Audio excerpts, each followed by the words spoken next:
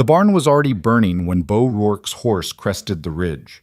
Orange flames clawed at the night sky, sparks whirling like angry stars over Hattie Mercer's homestead.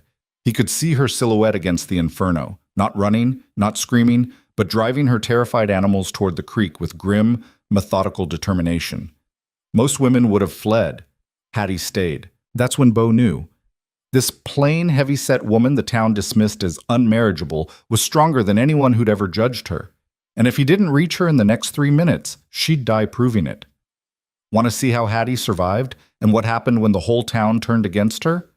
Watch until the end, hit that like button, and comment your city below so I can see how far this story travels. The prairie wind carried the scent of coming rain, though the sky held nothing but pale blue, reaching toward forever.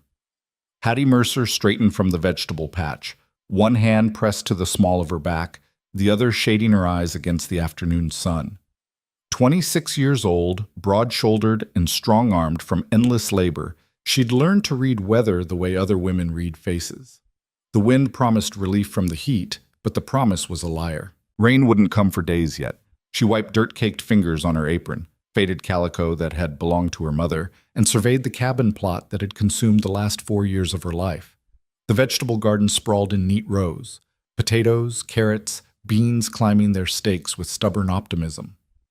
The chicken coop leaned slightly eastward, patched with scrap lumber she'd begged from the mill. The barn, her father's last project before the fever took him, stood weathered but solid, sheltering the milk cow, 2 goats, and the ancient mule that pulled her cart to town once a week.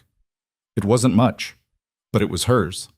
The town of Dry Creek Crossing sat 3 miles south, close enough to see its church steeple on clear days, far enough that Hattie could pretend the distance was her choice. She'd grown up there, back when her father ran the livery, and her mother kept a garden that made neighbors envious. Back when people smiled at her, before her body grew in directions that embarrassed them. Before her mother died and her father drank himself into an early grave, leaving her with debts she'd spent 2 years repaying and a reputation she couldn't shake. Plain Hattie. Poor Hattie.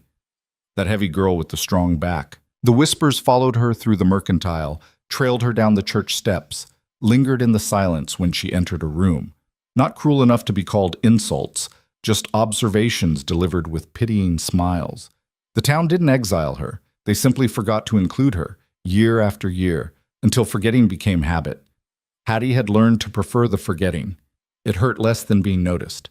She was pulling weeds from the potato row when hoofbeats announced a visitor. Her head snapped up, instinct tightening her shoulders. Visitors meant trouble. Bill collectors, land speculators, men with papers claiming her father had promised things he couldn't deliver. She stood slowly, wiping her palms on her apron, and turned to face whoever was coming. The rider emerged from the cottonwood grove that marked the property line, a massive man on an equally massive horse, both moving with the unhurried confidence of those who belong to the land. The stranger sat tall in the saddle, broad through the shoulders, his face shadowed beneath a wide-brimmed hat. He wore working clothes, dusty trousers, a worn shirt, leather vest, and rode like someone accustomed to long days covering hard country. Hattie's hand drifted toward the shovel leaning against the fence post. Not that she expected trouble from a lone rider in daylight, but 4 years of living alone had taught her caution. The man reined in 20 feet away, respectful of her space. He touched the brim of his hat, a gesture so old-fashioned it almost made her smile. "Ma'am." His voice was deep, roughened by wind and weather. "I'm looking for the North Trail to the Bitterroot Range. Heard it cuts through somewhere near here." Hattie relaxed slightly. Just a traveler then, lost like half the drifters who wandered through this country thinking the prairie was smaller than it was. "You're 2 miles off course," she said, pointing northwest. "Trail starts at the old Miller place. You'll see a lightning-struck oak marking the turnoff. Follow it through the canyon and you'll hit Bitterroot by tomorrow evening, if you push hard." The man studied the direction she indicated, then looked back at her. For a moment she expected him to tip his hat again and ride off. Instead, he swung down from the saddle with surprising grace for someone his size. Up close he was even larger than she'd thought, 6'4" at least, built like someone who'd spent his life wrestling cattle and splitting logs. His face was weathered, creased at the corners of his eyes, with a jaw that hadn't seen a razor in days. Somewhere in his mid-30s, she guessed, old enough to have stories. Appreciate the help, he said, extending a hand. Bo Rourke. Hattie hesitated, suddenly aware of the dirt under her nails, the sweat dampening her hairline, the flour sack dress that strained across her hips. Then she took his hand. His grip was firm but not crushing, calloused but warm. Hattie Mercer. This your place, Miss Mercer? It is. Bo's gaze traveled across the homestead, not with the assessing look of someone calculating value, but with something closer to respect. He took in the neat garden rows, the patched but standing barn, the cabin with its new shingles she'd nailed herself last autumn. You work this alone? I do. That's a lot of land for one person. It wasn't a criticism, just an observation. Still, Hattie felt the familiar defensive prickle rising. I manage fine. I can see that. He nodded toward the garden. Those beans are about the healthiest I've seen this season. Creek water? The question surprised her. Most men didn't notice beans, let alone comment on their health. Creek and careful tending. They need shade in the afternoon or they scorch. Smart. Bo looked back toward the trail she'd indicated. I should let you get back to your work. But I'm obliged for the directions, Miss Mercer. He swung back into the saddle with the same easy movement, touching his hat brim again. Hattie watched him ride toward the cottonwood grove, something unfamiliar stirring in her chest. Not attraction, she'd trained herself out of that years ago, but something quieter.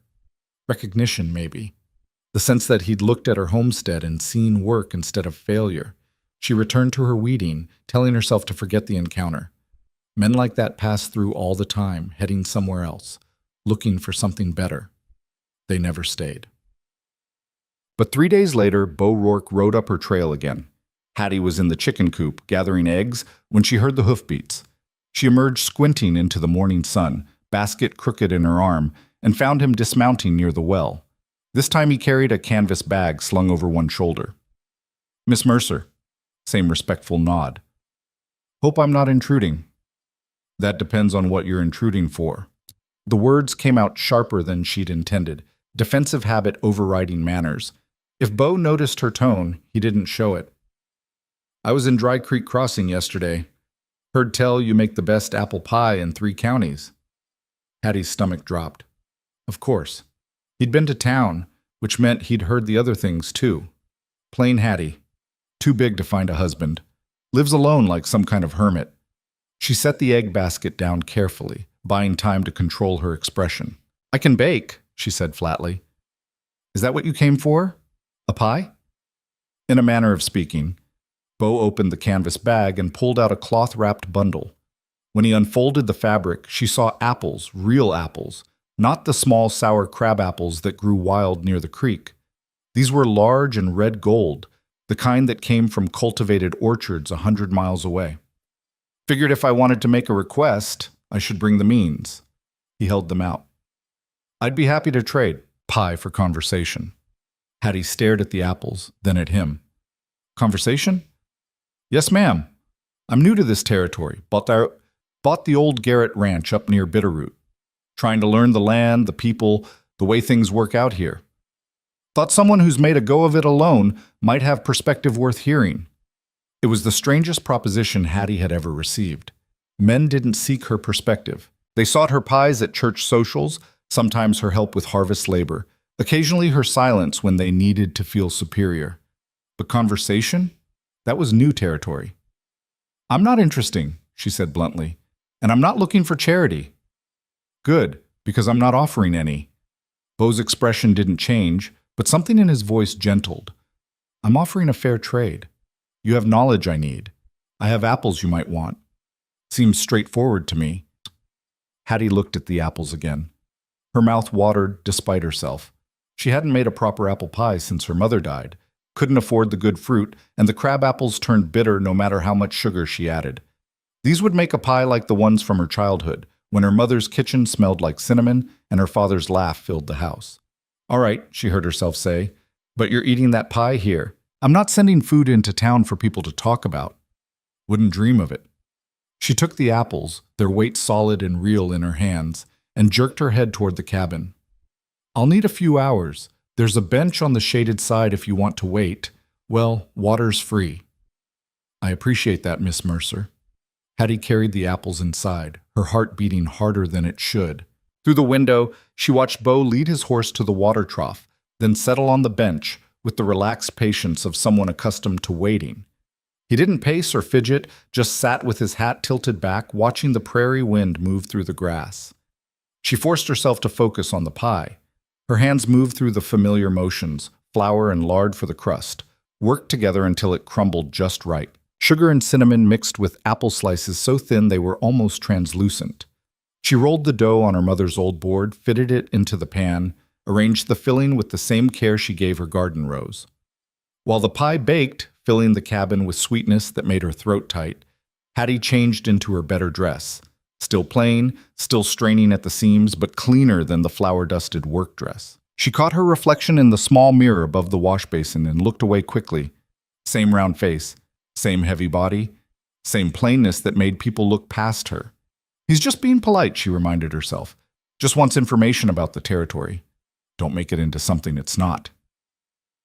When the pie had cooled enough to serve, she carried it outside with 2 plates and forks.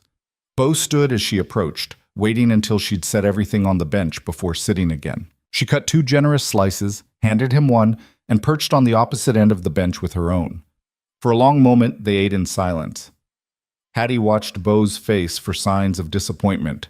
The pie was good, she knew it was good, but maybe not as good as the town gossip had claimed. But his expression when he took the first bite was pure satisfaction, the kind that couldn't be faked. This, he said after the second bite, is worth every one of those apples. Despite herself, Hattie felt a small smile tugging at her mouth. You haven't tried anyone else's yet. Might be setting your standards low. I've tried plenty of pies, Miss Mercer. This one's the best. They ate quietly, the only sounds the clink of forks on plates and the wind moving through the cottonwoods. When Bo finished his slice, Hattie cut him another without asking. He accepted it with a nod of thanks, and this time when he spoke, his voice carried a different quality, less formal, more genuine. You asked why I really came, he said. Truth is, I've been ranching since I was 16, worked other people's land in Wyoming, Montana, even up in Canada for a spell, saved every dollar I could, and when the Garrett place came up for sale, I bought it sight unseen. Biggest gamble of my life. That's a hard ranch, Hattie said quietly. Garrett ran cattle there for 20 years and barely broke even. Lost 2 sons to the work. I know, but it's mine. First thing I've ever owned outright. He set his empty plate aside. Problem is, owning land and knowing how to live on it are different things. I can manage cattle, fix fence, build what needs building, but I don't know the people here. Don't know who to trust, who to avoid, how things get done when it's not about muscle and rope. Hattie studied him, trying to understand what he was really asking. You want me to tell you about Dry Creek Crossing? I want to know how someone survives out here without a lot of help, because that's what I'm facing, and you've already done it. The honesty in his voice disarmed her. She'd expected flattery or manipulation, the usual games men played when they wanted something. But Bo just looked at her steadily, waiting, his weathered face open and patient. All right, she said slowly, but I'm not sure my way is one you'd want to follow. She told him about her father's debts, how she'd sold everything that wasn't nailed down to satisfy the creditors, about learning to garden from scraps of her mother's memory, trading eggs and vegetables for tools she couldn't afford to buy, about the long winters when she rationed food so carefully she went to bed hungry more nights than not. She told him about the town too, how they'd been kind at first, offering help that came with strings attached. How the help dried up when she refused to marry Martin Coates, the widower with 5 children who needed a housekeeper more than a wife. How the kindness curdled into gossip when she kept refusing, kept insisting on making it alone. They don't hate me, Hattie said, surprised to find the words coming easier than they ever had. They just don't know what to do with me. A woman my age, my size, living alone. It makes them uncomfortable, like I'm breaking rules I'm supposed to follow. Bo was quiet for a moment, his gaze distant. I know something about breaking rules people expect you to follow. What rules did you break? The one that says a ranch hand stays a ranch hand, that you don't get above your station. He looked at her directly. I'm not educated, Miss Mercer. Can read and write enough to manage, but I didn't have schooling past 10 years old. Where I come from, men like me work for men who inherited their land. We don't become the men who own it. Understanding settled between them, quiet and sure. They were both outsiders in different ways. She too big, too plain, too stubborn. He too rough, too common, too ambitious. The kind of people who made others nervous simply by refusing to accept the limits assigned to them. "Well," Hattie said after a while, "if you want to survive that ranch, you'll need to know who runs the mill. That's Samuel York, fair man, but doesn't extend credit. The mercantile is Widow Henderson. She'll give you a decent price if you don't haggle. For veterinary work, Dr. Chen is the only one worth trusting, even if some folks won't use him because he's Chinese. And stay clear of Reginald Larkin's land deals. He's got a silver tongue and contracts that'll bind you 6 ways to Sunday." Bo listened carefully, occasionally asking questions. The afternoon stretched long and golden around them, and Hattie found herself talking more than she had in months. She told him about the best creek crossings, which trails washed out in spring, where to find wild herbs for medicine. He asked about her garden techniques, and she explained her mother's trick of planting beans near corn so they could climb the stalks. When the sun began its slow descent toward the mountains, Bo stood and gathered the empty plates. "I should let you get to your evening chores, but I'm grateful, Miss Mercer, truly." "It's just talk," Hattie said, standing as well. "Nothing special. It's more than talk. It's the kind of knowledge that keeps a person alive out here." He handed her the plates, then paused. "Would you mind if I came back? Brought more supplies for trade? I've got a feeling there's a lot more you could teach me." Hattie's first instinct was to refuse. Safer that way. Simpler. But something in Bo's face, the genuine respect, the absence of pity, made her hesitate. When was the last time someone had asked for her knowledge instead of her silence? "I suppose that would be all right," she said carefully. "But I'm not a charity case, Mr. Rourke. Fair trades only." Wouldn't have it any other way. He mounted his horse and rode off into the long shadows, and Hattie stood watching until he disappeared into the cottonwood grove. Then she returned to the cabin, where the scent of apple pie still lingered, and sat at her mother's table with her head in her hands. She wasn't foolish enough to mistake this for something it wasn't.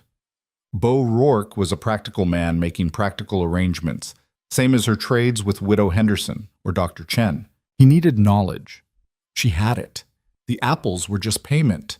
But when she closed her eyes, she could still feel the weight of his genuine interest, the way he'd listened like her words actually mattered.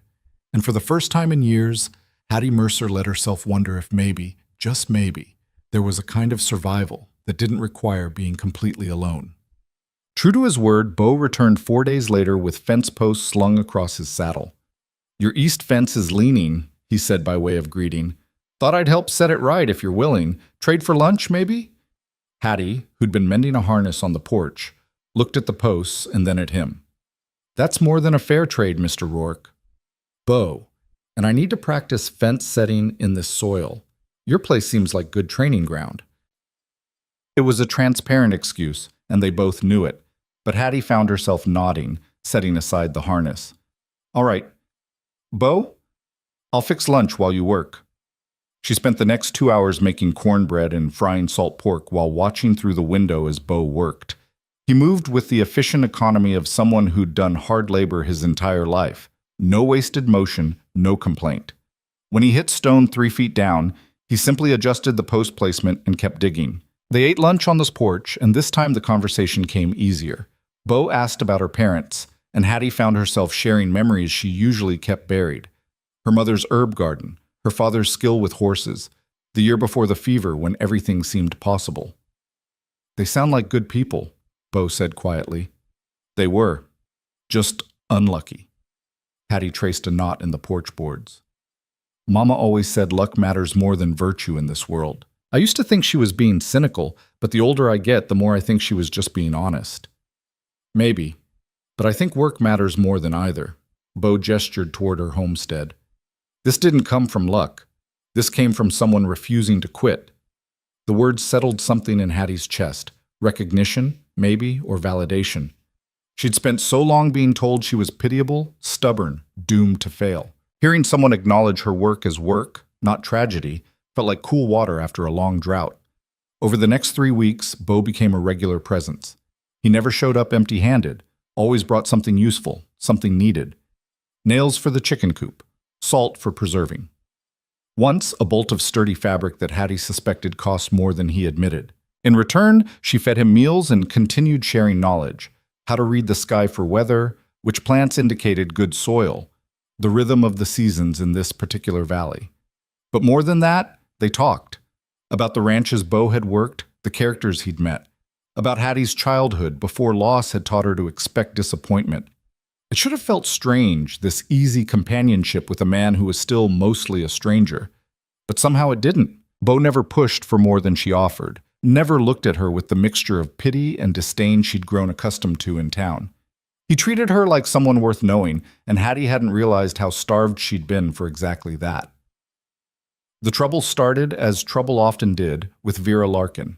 Hattie had ridden into Dry Creek Crossing for supplies, her weekly trip that she dreaded and endured in equal measure. She was loading flour into her cart outside the Mercantile when Vera swept past with two friends, her dress a confection of ribbons and ruffles that probably cost more than Hattie's entire wardrobe. Vera was 22, beautiful in the porcelain doll way that made men stupid, and blessed with a father rich enough to indulge her every whim. She'd set her sights on every eligible bachelor in 3 counties and discarded them just as quickly, bored by their devotion. The only thing Vera seemed to enjoy more than collecting admirers was ensuring other women knew they didn't measure up. Hattie Mercer, Vera said, her voice carrying that particular brightness that signaled cruelty. I heard the strangest rumor about you. Hattie kept loading flour, not bothering to look up. I'm sure you hear a lot of things, Vera. Well, this one was particularly interesting. Apparently there's a new rancher in the territory, Bo something, and people say he's been visiting your place. Quite regularly. Vera's smile was razor sharp. Is that true? The Mercantile porch had gone quiet. Hattie felt eyes on her back, hungry for gossip. She straightened slowly, meeting Vera's gaze with as much dignity as she could muster. Mr. Rourke is a neighbor. We trade goods and information. That's all. Oh, of course, just trading. Vera's laugh was like bells, pretty and empty. Although I can't imagine what a man like that would want from someone like you. Unless... She let the implication hang in the air, ugly and obvious. Her friends giggled behind their hands. Hattie felt her face burning, shame and rage mixing into something that tasted like copper. Unless what, Vera? The words came out harder than Hattie intended. Say what you mean. Vera's eyes widened in mock innocence. Why, nothing untoward. I'm sure your trades are perfectly respectable. It's just that men usually prefer, well, different company for socializing. You mean prettier company? Hattie heard her own voice, flat and tired. Thinner company. Company that knows how to giggle and bat their eyes instead of dig fence posts. I didn't say that. You didn't have to. Hattie hoisted the last flour sack into her cart with more force than necessary. You've been saying it my whole life, Vera. All of you have. I'm too big, too plain, too poor to matter. But you know what? I don't need your approval to survive. I've been doing just fine without it. She climbed into her cart before Vera could respond, snapped the reins, and drove away with her spine straight and her eyes burning. Behind her, she could hear the whispers starting up like hungry flies. That evening, Hattie stood in her cabin and let herself cry for the first time in months. Not because Vera's words were new, they weren't, but because for a few brief weeks, she'd let herself forget. She'd let Bo's respect make her feel like maybe she was more than the town's pity project. And now reality was crashing back down, reminding her that men like Bo didn't choose women like her. Not really.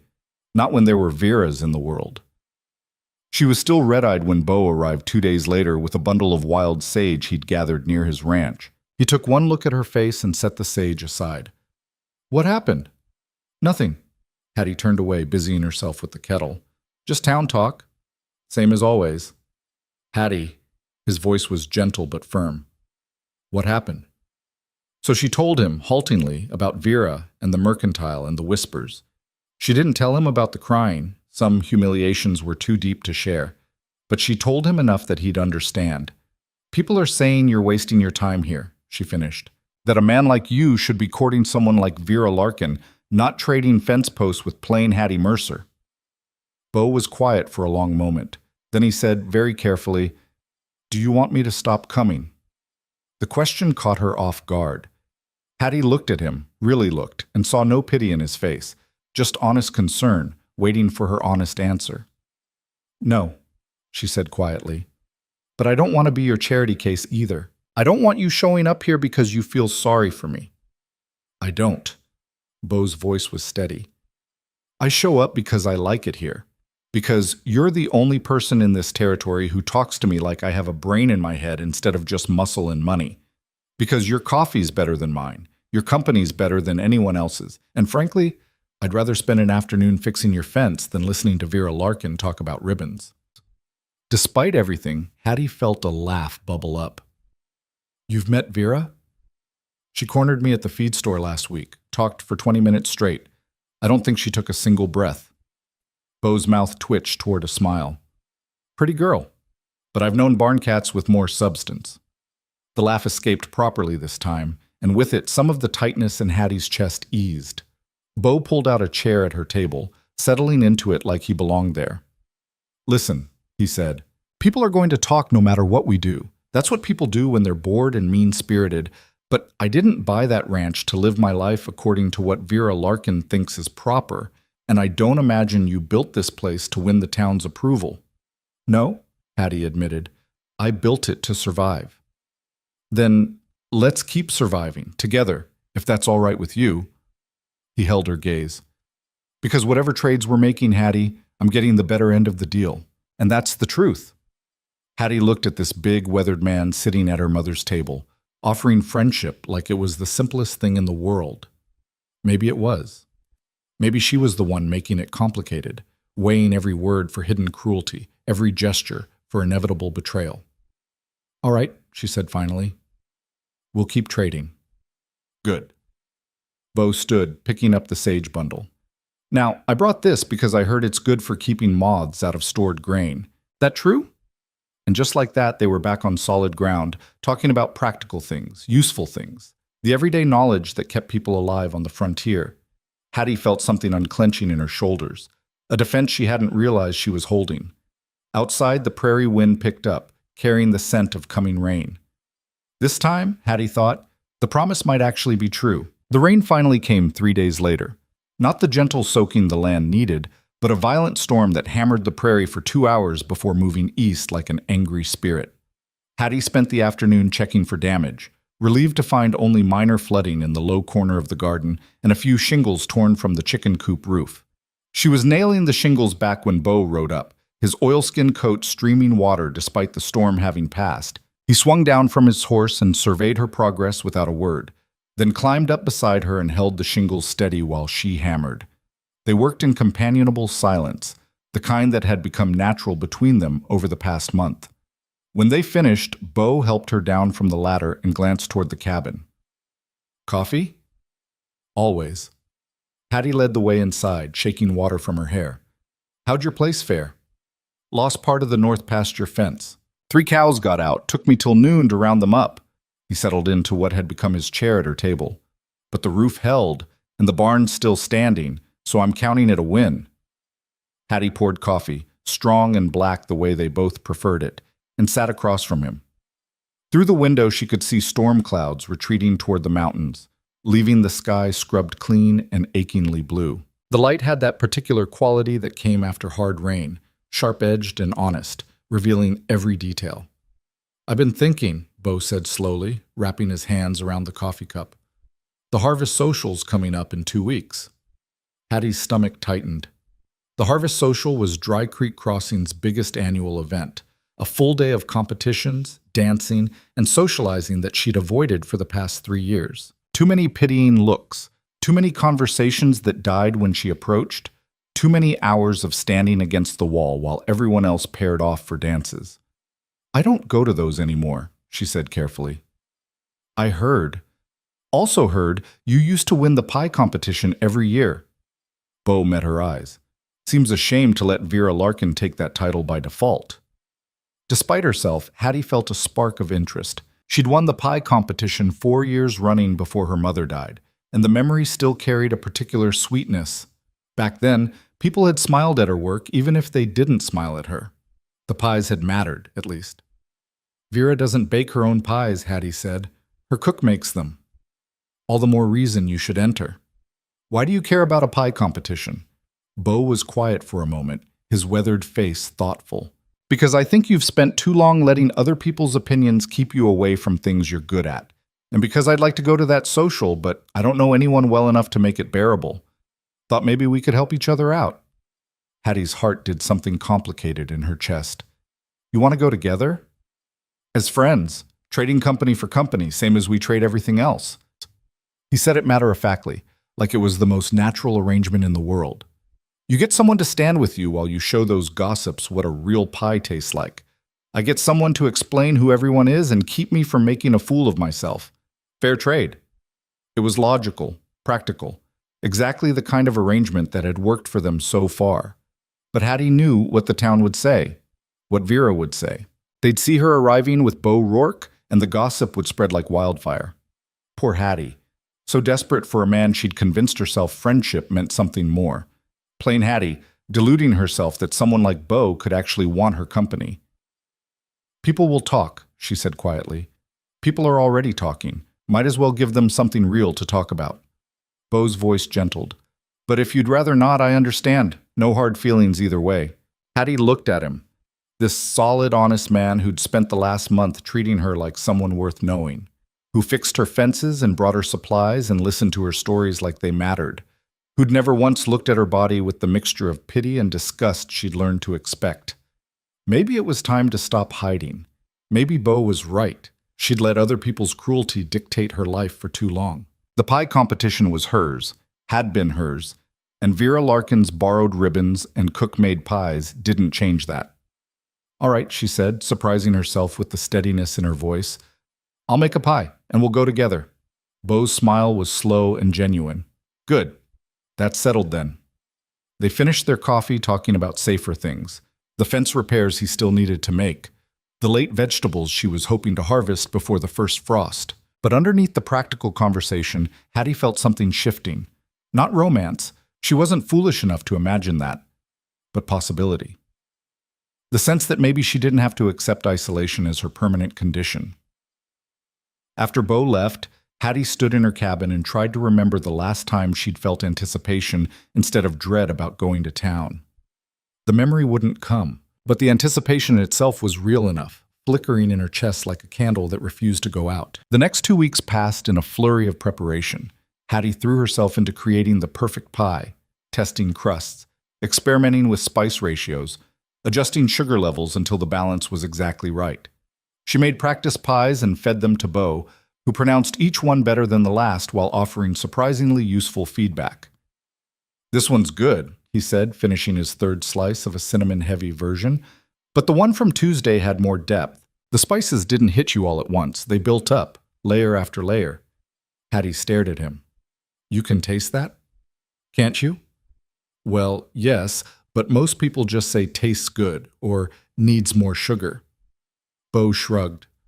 My mother was particular about food, said if you were going to take time to cook something, you might as well pay attention to what you were tasting. He paused.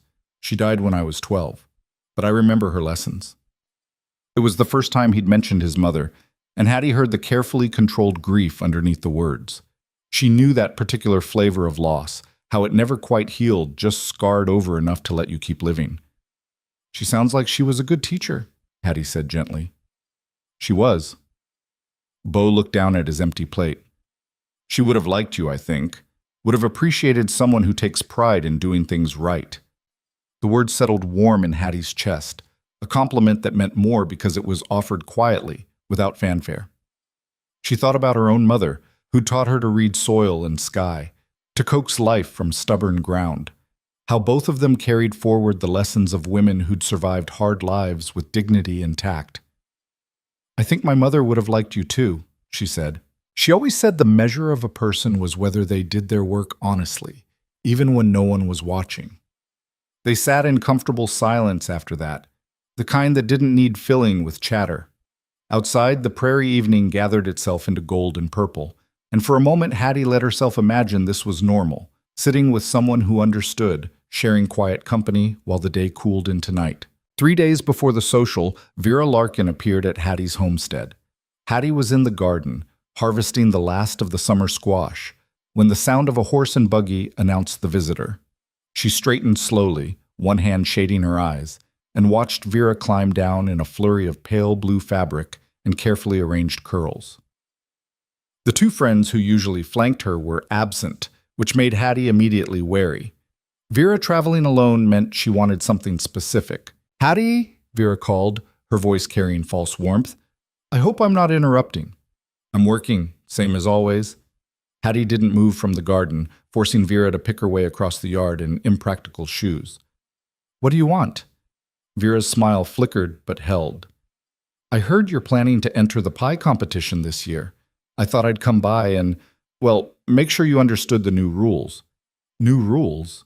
"Yes. The organizing committee decided that all entries must be made the morning of the social in the community kitchen to ensure fairness." Vera's tone suggested this was perfectly reasonable. "We can't have people bringing pies from home anymore. Too much opportunity for, shall we say, enhancement." Hattie understood immediately. The community kitchen was small, with limited oven space and inferior equipment. Vera's cook would have practiced there, would know exactly how to work with its quirks. But Hattie had never baked anywhere except her own cabin, using her mother's old stove that she knew like her own heartbeat. "Enhancement," Hattie repeated flatly. "You mean you're worried someone might actually bake better than your cook?" "I bake my own pies," Vera said, her voice sharpening. "And the new rule applies to everyone equally. If you can't produce quality work under fair conditions, perhaps you shouldn't compete." "Fair conditions." Hattie set down her basket of squash, wiping dirt from her hands. "Tell me, Vera, who exactly is on this organizing committee?" "Well, Father chairs it, of course, and Mrs. Henderson and Reverend Cole, and they all just happened to decide on this rule change the same week I registered to compete again, after 3 years of the old system working fine."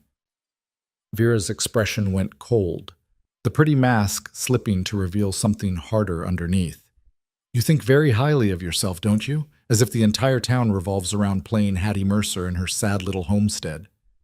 "I think you're scared," Hattie said quietly. "Scared that if we compete fairly, everyone will see your ribbons and reputation are built on someone else's work." "At least I have ribbons and reputation. What do you have, Hattie? A man who feels sorry for you? Who trades his time for your pies because he's too polite to tell you the truth?" The words hit exactly where Vera intended, the soft, unhealed place where Hattie's doubts lived.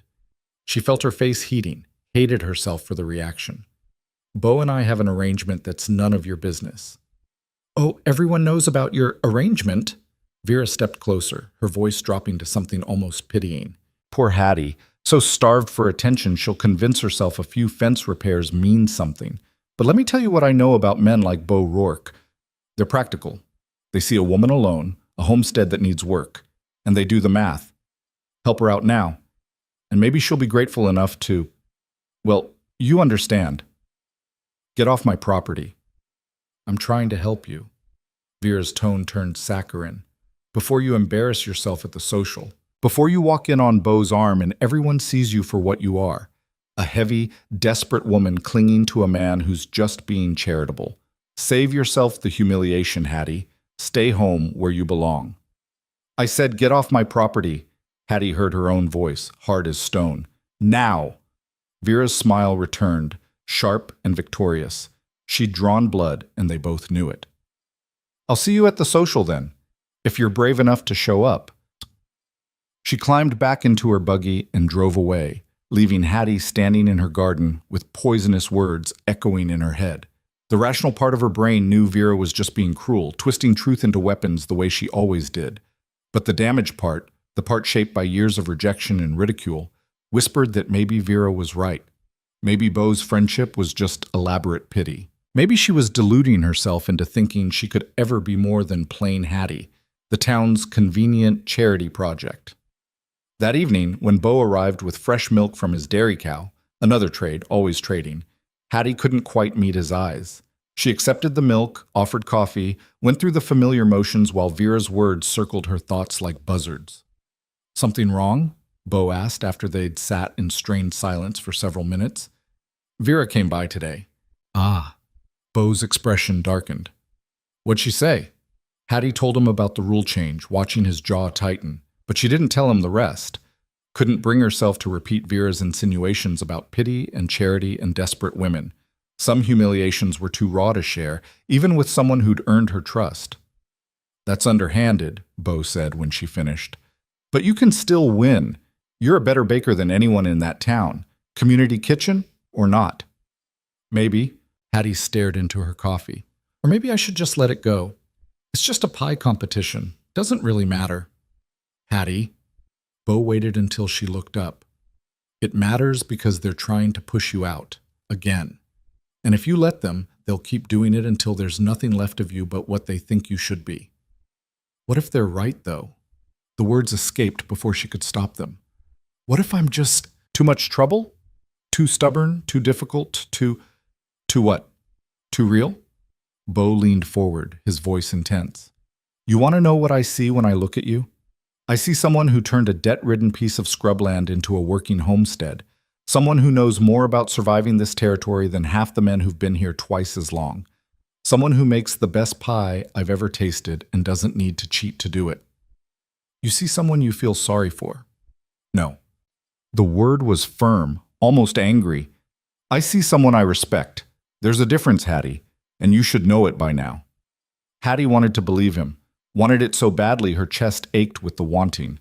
But years of conditioning, of being told in 1,000 small ways that she didn't measure up, made belief feel dangerous, like setting herself up for a harder fall. I don't know if I can do this, she said quietly. Go to that social, face all those people, let them see me try and fail. Then don't do it for them, do it for yourself. Bo's voice gentled. Do it because you worked damn hard to learn your mother's recipes, and you shouldn't have to hide that gift because other people are small-minded. Do it because Vera Larkin doesn't get to decide what you're worth. He stood then, collecting his hat. But it's your choice, Hattie. Always has been. I'll be at that social either way. Said I'd go, and I keep my word. But whether you come with me or not, whether you compete or not, that's up to you. I'll respect whatever you decide. After he left, Hattie sat alone in the gathering dark and tried to untangle what she wanted from what she feared. The truth was, she missed the pie competition, missed the brief moment of recognition when the judges tasted her work and their eyes widened with genuine pleasure, missed feeling like she was good at something people valued, even if they didn't value her. But more than that, she was tired. Tired of hiding, tired of shrinking herself to make others comfortable, tired of letting people like Vera Larkin define the boundaries of her world. Her mother's voice came back to her, memory sharp as yesterday. Don't let them make you small, Hattie girl. You take up space in this world, and that's your right. Anyone who tells you different is selling something you don't need to buy. Hattie stood, walked to the shelf where her mother's recipe book sat wrapped in oilcloth, and opened it to the page marked Apple Pie, Championship Recipe. Her mother's handwriting flowed across the yellowed paper, each instruction precise and confident. She'd won her own share of competitions, back before marriage and motherhood had claimed her time. She'd passed those victories down like an inheritance, along with the recipes themselves. Hattie traced the familiar words with one finger, then closed the book carefully and set it aside. She knew the recipe by heart, had known it for years, the measurements and techniques woven into muscle memory. She didn't need the book anymore, just the courage to use what it had taught her. The morning of the harvest, social dawned clear and cool, the sky that particular shade of autumn blue that promised perfect weather. Hattie woke early, her stomach tight with nerves, and forced herself through the morning chores before she could lose her resolve. She fed the chickens, milked the cow, collected eggs with hands that wanted to shake. By the time Bo's wagon rolled up at 9 o'clock, she'd changed into her better dress 3 times and finally settled on the dark green calico that at least fit properly across the shoulders. She'd braided her hair and pinned it up, washed her face, done everything she could to look presentable without pretending to be something she wasn't. Bo stepped down from the wagon wearing clean trousers and a pressed shirt, his hair slicked back with water, and for a moment Hattie just stared. He cleaned up well, looked almost handsome in a rough-carved, weathered way that probably made Vera Larkin grind her teeth. You look nice, he said simply, offering his hand to help her up. So do you. Hattie climbed into the wagon, settling her basket of supplies carefully at her feet. Inside were her mother's rolling pin, her best mixing bowl, and the precious jar of cinnamon she'd been hoarding for exactly this occasion. They drove toward Dry Creek Crossing in comfortable silence, the wagon rocking gently over the rutted road. Hattie watched the familiar landscape roll past. The creek that gave the town its name, the cottonwood grove where she'd played as a child, the church steeple rising white against the blue sky. Everything looked the same as it always had, but somehow different. Sharper, maybe. More real. "You nervous?" Bo asked as they neared the edge of town. "Terrified," Hattie admitted. "Good. Means you care." He glanced at her. "Just remember, you've got nothing to prove to these people. You're doing this for yourself." The social was already in full swing when they arrived, the town square transformed into a festival ground. Tables laden with food stretched beneath canvas awnings, children ran wild between the adults' legs, and the competing aromas of roasting meat and fresh bread filled the air. Music drifted from the dance platform someone had erected near the church, fiddles and guitars warming up for the evening festivities. Hattie felt eyes turning toward them as Bo helped her down from the wagon. Conversations paused mid-sentence. She saw Mrs. Henderson's eyebrows rise, saw Reverend Cole nudge his wife and gesture in their direction. The attention felt like sunburn, hot and uncomfortable and impossible to ignore. "Steady," Bo murmured, offering his arm. "Just keep walking." The community kitchen had been set up in the church basement, and Hattie descended the narrow stairs with her basket clutched tight. 6 other women were already there, including Vera, who looked up from her ingredients with a smile that didn't reach her eyes. "Hattie, you came after all." Vera gestured to the cramped workspace, the ancient stove that was already smoking slightly. "I hope you'll find the accommodations adequate." "They're fine," Hattie said evenly, claiming a workspace as far from Vera as the small room allowed. The next 3 hours tested every bit of skill and patience Hattie possessed. The community kitchen stove ran hot on the left side and cool on the right, forcing her to adjust temperatures constantly. The work surface was too high, making rolling out dough awkward. And the whole time she felt the other women watching, waiting for her to fail. But her hands knew the work. They'd made this pie 100 times, 1,000 times, under her mother's patient guidance and then alone, perfecting the craft through years of practice. The dough came together smooth and pliable, the apples sliced thin and even, the spices measured with the precision of long habit. She was sliding her pie into the oven when Vera appeared at her elbow. "Smells interesting," Vera said, her tone implying the opposite. "Very rustic." Hattie didn't respond, just closed the oven door carefully and set her timer. 45 minutes. Then she'd know if all this risk was worth it. While the pies baked, she climbed back upstairs to find Bo. He was standing near the food tables, looking slightly overwhelmed by the crowd, and his face relaxed when he spotted her. "How'd it go?" "Ask me in 45 minutes. Hattie accepted the cup of lemonade he offered. "How are you managing?" "Met about 15 people whose names I've already forgotten, been propositioned by 3 mothers with unmarried daughters, and discovered that everyone in this town has an opinion about cattle ranching, whether they know anything about it or not." Despite her nerves, Hattie smiled. "Welcome to Dry Creek Crossing." They found a spot in the shade to wait, Bo deflecting curious looks and occasionally identifying people based on Hattie's earlier descriptions. She spotted Samuel York from the mill, Widow Henderson holding court near the baked goods, Dr. Chen eating alone despite the crowd around him. The same patterns she'd observed for years, the same social hierarchies playing out in who stood where and who was welcomed into which circles. When the timer in her head told her the pie was ready, Hattie returned to the basement kitchen. She pulled her creation from the oven with hands that trembled slightly, relief flooding through her when she saw the crust had browned perfectly, golden and flaky, the filling bubbling thick and fragrant through the lattice top. "Not bad," Vera said, eyeing Hattie's pie from across the room. "For a first attempt in a real kitchen." "This isn't my first attempt at anything," Hattie replied calmly, "but it might be yours." Vera's expression went cold, but before she could respond, the judges descended the stairs. 3 of them. Mayor Larkin, Vera's father, naturally, Mrs. Henderson, and Mr. York. They moved from pie to pie, tasting each one with serious expressions, making notes on small cards. Hattie held her breath as Mrs. Henderson cut into her pie. The filling was perfect, thick but not gluey, sweet but not cloying, with the spices building in layers exactly the way Bo had described. Mrs. Henderson's eyes widened slightly as she chewed, and she exchanged a look with Mr. York that Hattie couldn't quite read. Mayor Larkin tasted last, his expression neutral. He chewed slowly, swallowed, made a note on his card without comment. Then they moved on to the next pie, and Hattie was left wondering if she'd imagined the surprise in Mrs. Henderson's face.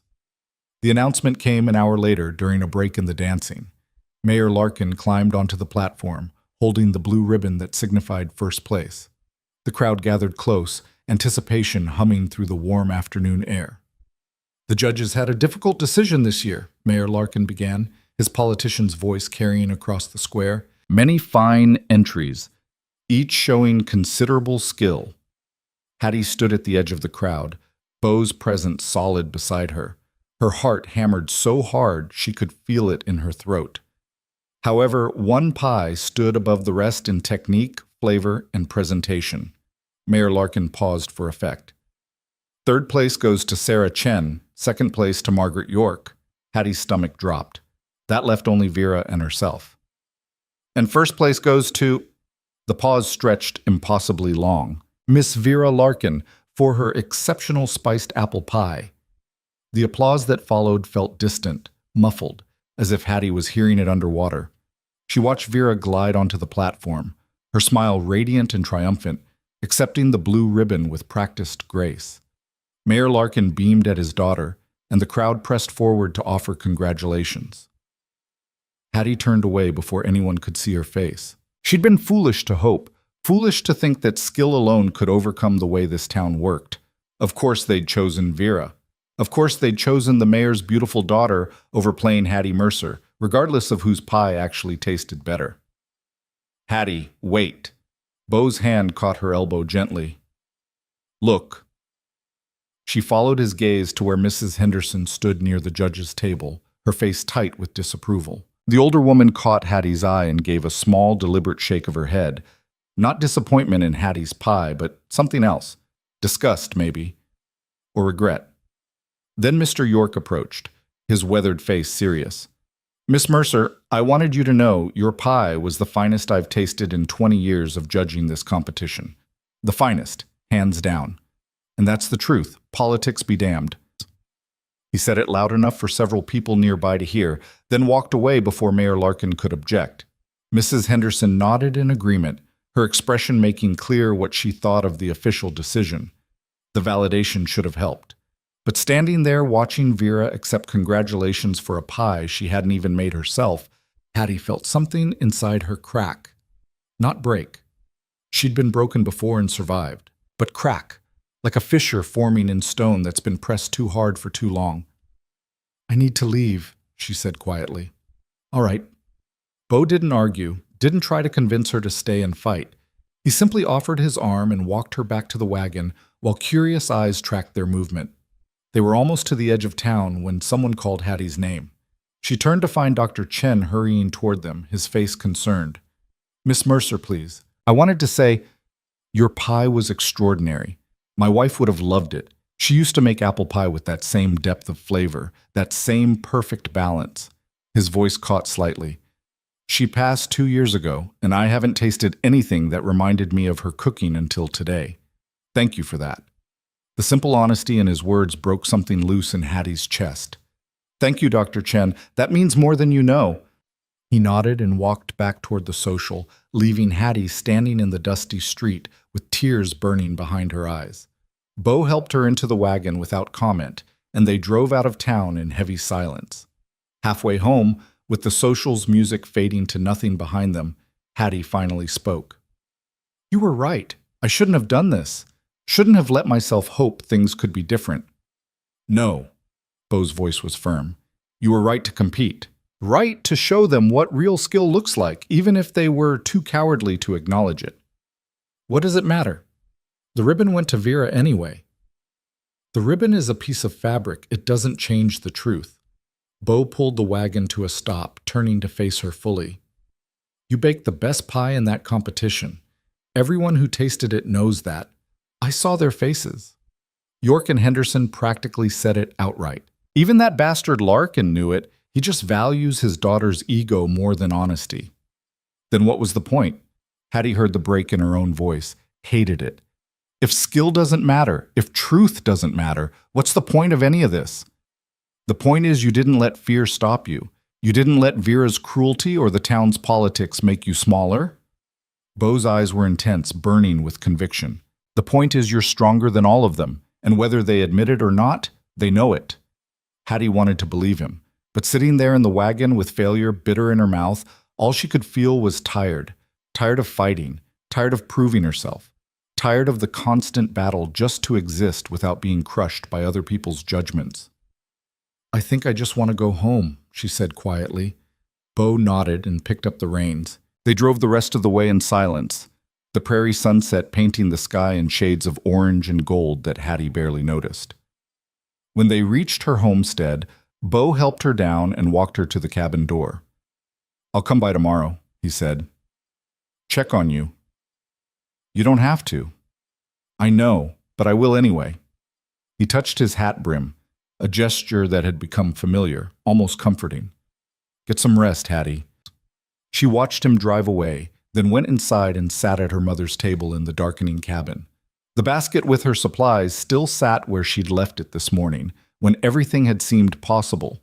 Now it just looked like evidence of foolishness, the tools of someone who'd convinced herself that effort and skill could overcome a rigged game.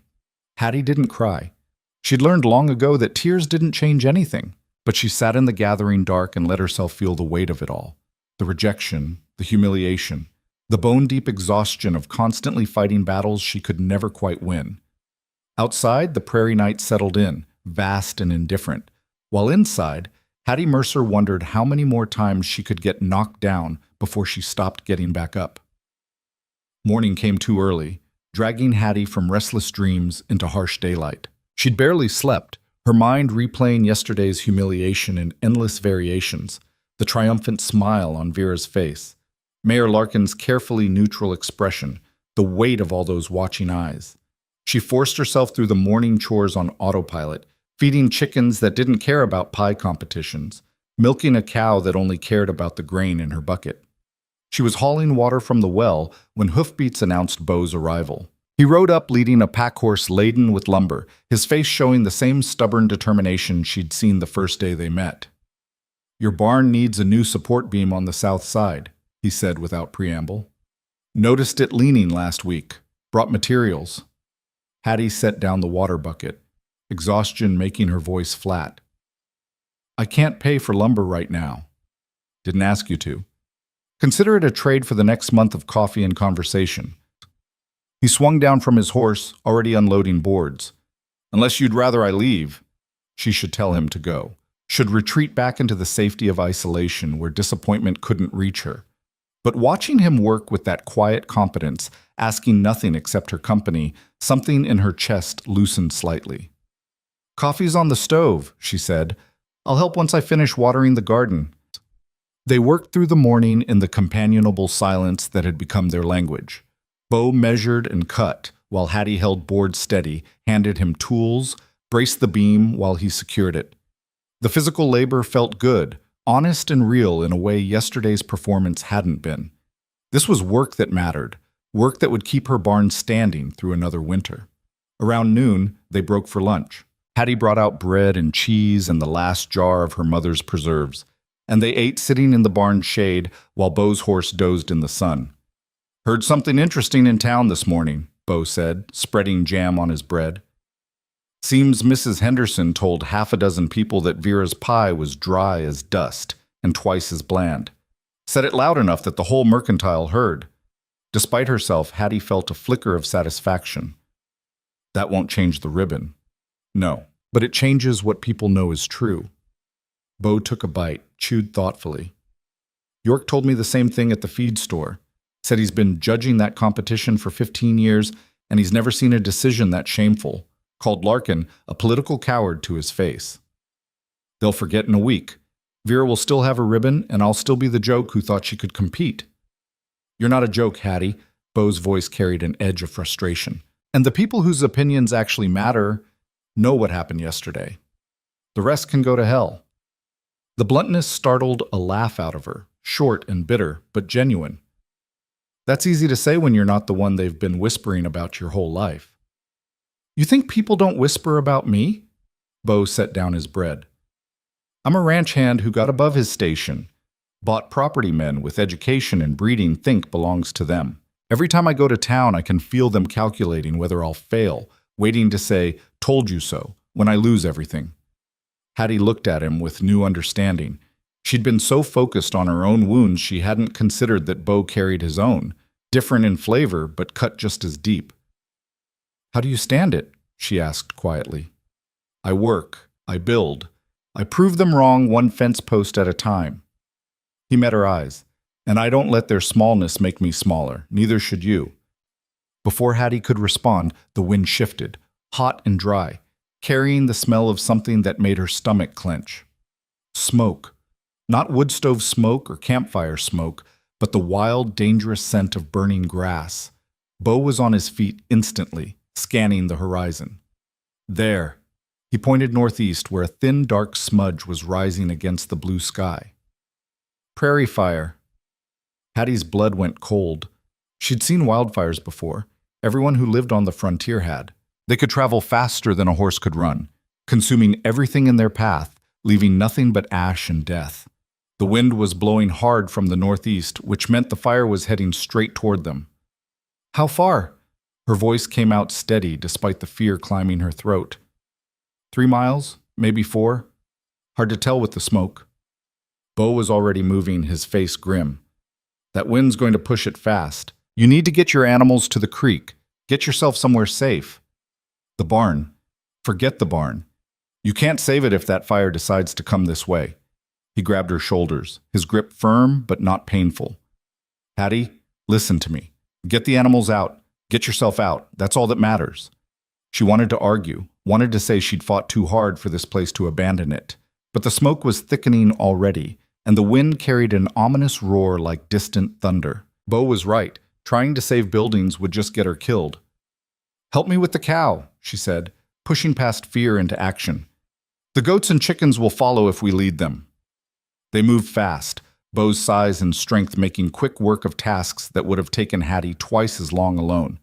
He hauled the cow out of the barn while Hattie herded the goats, both of them working with the grim efficiency of people who understood exactly how little time they had. The chickens scattered in panic until Hattie grabbed the rooster, whose outraged squawking brought the hens running.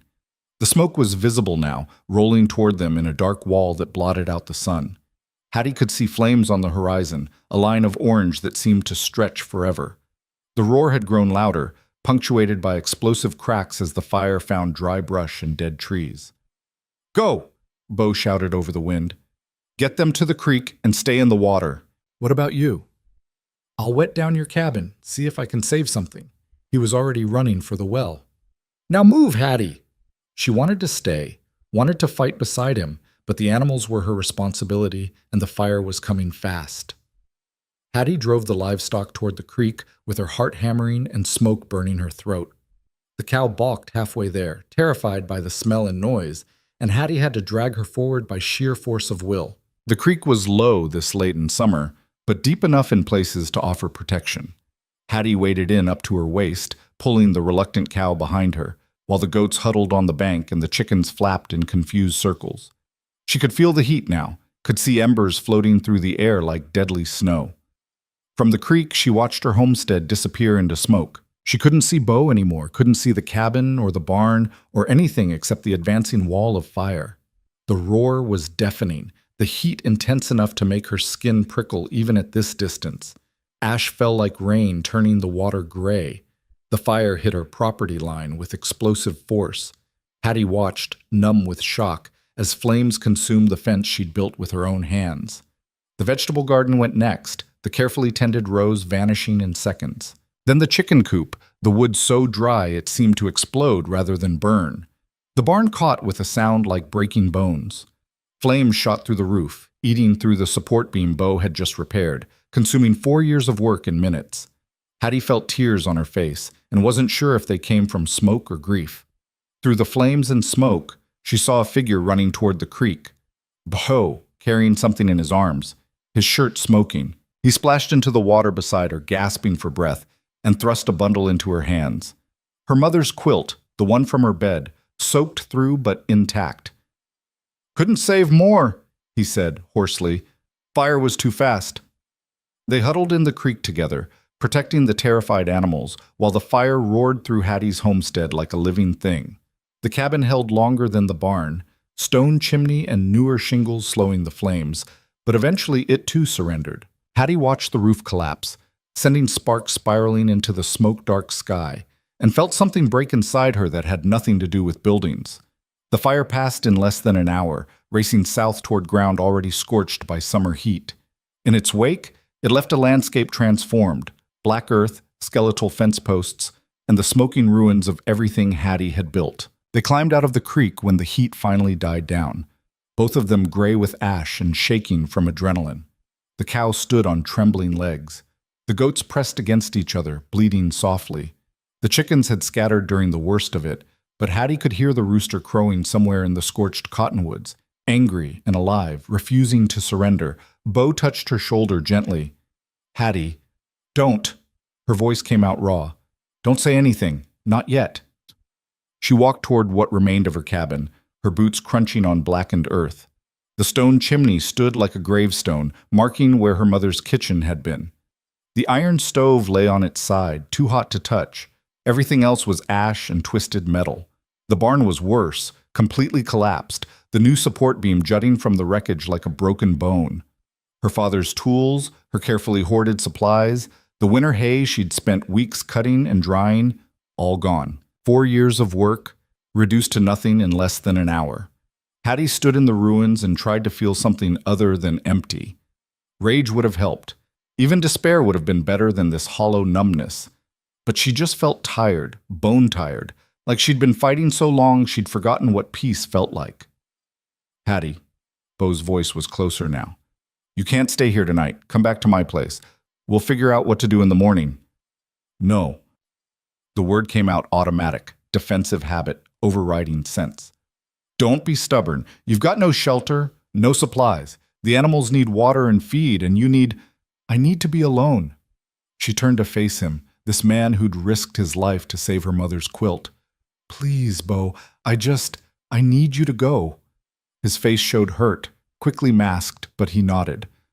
"All right, but I'm coming back tomorrow, with supplies and help, whether you want it or not." He rode away, leading his pack horse, and Hattie was left standing in the ash with her traumatized animals and the smoking wreckage of her life. The sun was setting, painting the scorched prairie in shades of red and gold that felt like mockery. Beautiful destruction, nature indifferent to human suffering. She spent the night in the cottonwood grove, wrapped in her mother's damp quilt, listening to the animals settle and the ruins cool. She didn't sleep, couldn't sleep, just stared at the stars visible through the smoke haze and tried to remember why she'd fought so hard for this place. Her mother's voice came back, memory mixing with exhaustion. "Sometimes the land takes more than it gives, baby girl. Sometimes you have to decide if what you're holding on to is worth the price of holding on." Hattie had always thought she knew the answer. This homestead was her identity, her proof that she could survive alone, her inheritance from parents who'd given her everything they had. Losing it meant losing them all over again. But lying there in the dark with ash in her hair and failure in her mouth, she wondered if maybe her mother had been asking a different question. Not whether the land was worth the price, but whether holding on alone was the only way to survive. Dawn came gray and cheerless, revealing the full extent of the damage. In daylight, the ruins looked even worse. Complete destruction, no salvageable materials, nothing left to build from. Hattie walked through the wreckage anyway, searching for anything that might have survived. She found the cast iron skillet, warped from heat but still intact. Her mother's rolling pin, charred on one end. A handful of nails scattered near where the barn had stood. Pathetic salvage from 4 years of work, but she gathered each piece carefully, like they were treasure.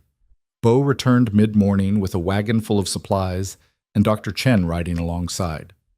They approached cautiously, giving her space, but their faces showed the same mixture of sympathy and determination. "Brought tents," Bo said, climbing down from the wagon. "Food for you and the animals. Dr. Chen's going to check your livestock, make sure they didn't suffer smoke damage." "I can't pay." "Didn't ask you to." Bo's voice was firm. "This is what neighbors do, Hattie. They help. You'd do the same for any of us." Dr. Chen moved among the animals with quiet competence, checking eyes and lungs, murmuring softly in words Hattie didn't understand, but the animals seemed to find comforting. When he finished, he approached with a small smile. "They're frightened but healthy. The creek saved them." He pulled a bundle from his saddlebag. "My wife's herbs. For smoke inhalation. Brew them in tea, drink 3 times a day." "Dr. Chen, I don't please, let me help." His voice carried gentle insistence. "Your pie reminded me what joy tastes like. This is small repayment for that gift." He left before she could protest further, and Hattie stood holding the herbs with tears threatening again. Kindness hurt worse than cruelty sometimes. Cruelty she knew how to armor against, but genuine compassion found all the cracks in her defenses. Bo set up the tent without asking permission, his movements efficient and sure. When he finished, he turned to her with an expression she couldn't quite read. "I'm going to say something, and I need you to hear all of it before you argue." He took a breath. "This fire didn't just hit your place. It burned through 3 other homesteads south of here, including the old Miller property. Town's organizing a rebuild effort, pooling lumber, labor, supplies. They're starting with the families that have children, but you're on the list." "Charity," Hattie said bitterly. "Community. There's a difference." Bo stepped closer. "You've lived out here alone so long, you've forgotten how things used to work on the frontier. People helped each other because survival depended on it. Not charity, mutual aid. You help them harvest, they help you build. That's how it's supposed to be." "And Vera? Mayor Larkin? You think they're going to show up with hammers and good intentions? Maybe not them, but York will. Mrs. Henderson will. Dr. Chen already did." Bo's voice softened. "You've got more allies than you realize, Hattie. People who respect what you've done here, who see your worth, even if they don't always say it out loud. Let them help." Hattie wanted to refuse, wanted to maintain her independence, prove she could rebuild alone just like she'd built the first time. But looking at the ruins, at the sheer scale of destruction, she knew that was pride talking, not sense. She couldn't do this alone, not this time. "I don't know how to accept help," she said quietly. "Start by saying yes." Bo offered a slight smile. "Everything else is just details." Over the next 3 days, those details transformed into reality. York arrived with a wagon of lumber, refusing payment but accepting Hattie's promise to bake pies for the mill workers once she had a functioning kitchen again. Mrs. Henderson brought food and blankets, stayed to help sort through the salvage, and casually mentioned that several women in town were interested in Hattie's gardening techniques. Even Reverend Cole showed up, hammer in hand, ready to work. He didn't preach or offer platitudes about trials and faith, just worked alongside Bo and York, measuring foundation posts and discussing the best placement for a new barn. The most surprising visitor was Sarah Chen, Dr. Chen's niece, a quiet woman about Hattie's age who rarely spoke in town.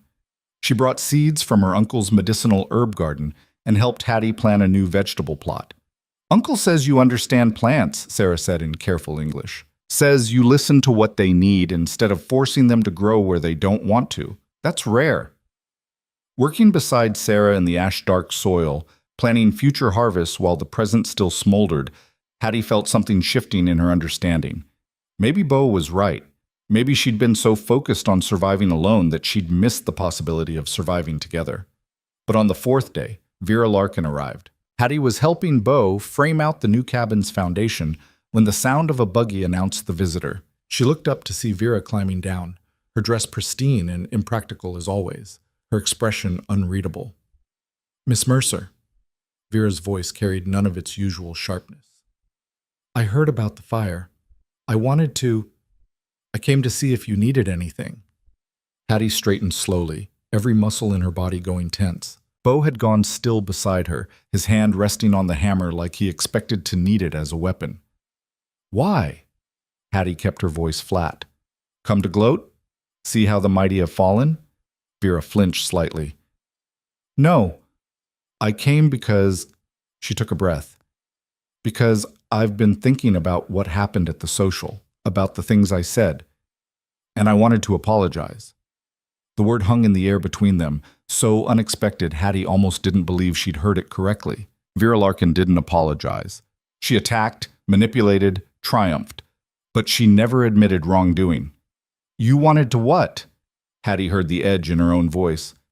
Apologize for the cruelty, for the way I've treated you. Vera's hands twisted together, her perfect composure cracking. After the social, Mrs. Henderson told me what she really thought of my pie, called it purchased victory in front of half the town. And she was right. My cook made that pie. I just accepted the ribbon like I'd earned it. I know, Hattie said coldly. Everyone knows. Yes. And they know your pie was better. York's been telling anyone who'll listen. Dr. Chen wrote it in the town newsletter. Vera's voice wavered. I thought winning would feel good, but it just feels empty, like I proved everyone right about who I really am. Hattie studied Vera's face, looking for the manipulation she'd learned to expect. But all she saw was something that looked uncomfortably like genuine remorse. It didn't erase years of cruelty, didn't make the words at her homestead any less poisonous, but it was more honesty than Vera had ever offered before. Is that supposed to make it better? Hattie asked. You spent years making sure I knew exactly how worthless you thought I was. You tried to humiliate me at the social, tried to convince me Bo only tolerated me out of pity. And now you want me to forgive you because you feel bad about your empty victory? No, Vera's voice was barely audible. I don't expect forgiveness. I just wanted you to know that I was wrong about everything. You're stronger than I'll ever be, Hattie Mercer, and I'm sorry it took losing my own pride to see it. She turned to leave, then paused. Father's donating lumber for the rebuilds. I made sure your homestead got priority allocation. It's not much, but it's something. Vera climbed back into her buggy and drove away, leaving Hattie standing in the foundation frame with her mind reeling. Bo let out a long breath. Well, he said quietly, that was unexpected. Was it real? Hattie heard the uncertainty in her own voice. Or just another game? Does it matter? Bo set down his hammer. Either way, you're getting the lumber you need. And either way, she's lost the power to hurt you, because you know your worth now, whether she acknowledges it or not. Hattie looked at the work they'd accomplished. Foundation posts set true, lumber stacked ready for walls, a plan taking shape where there'd been only ruins. It wasn't the homestead she'd lost, wasn't her father's barn or her mother's kitchen, but it was something, a beginning, built not from desperate independence, but from community and connection. I think, she said slowly, that I've been wrong about a lot of things. Like what? Like thinking strength meant doing everything alone. Like believing people's cruelty defined my worth. She met Bo's eyes. Like assuming kindness always had strings attached. Bo's weathered face softened. Those are hard lessons to unlearn. Maybe, but I think I'm ready to try. That evening, sitting around the campfire with Bo while the animals settled in their temporary pen, Hattie felt something she hadn't felt in years. Not happiness. The loss was still too raw for that.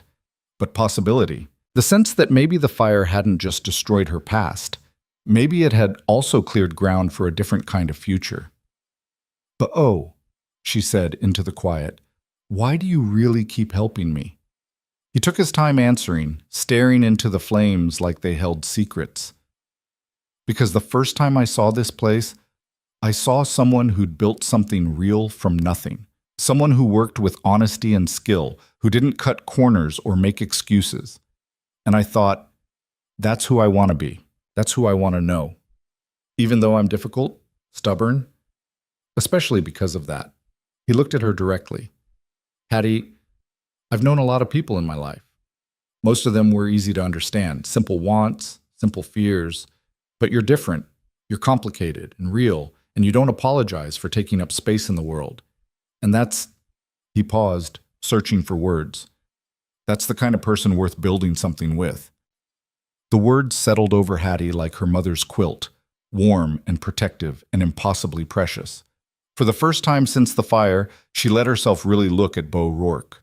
Not as a neighbor trading favors or a friend offering help, but as a man who'd seen her at her worst, covered in ash and broken by loss, and chosen to stay anyway.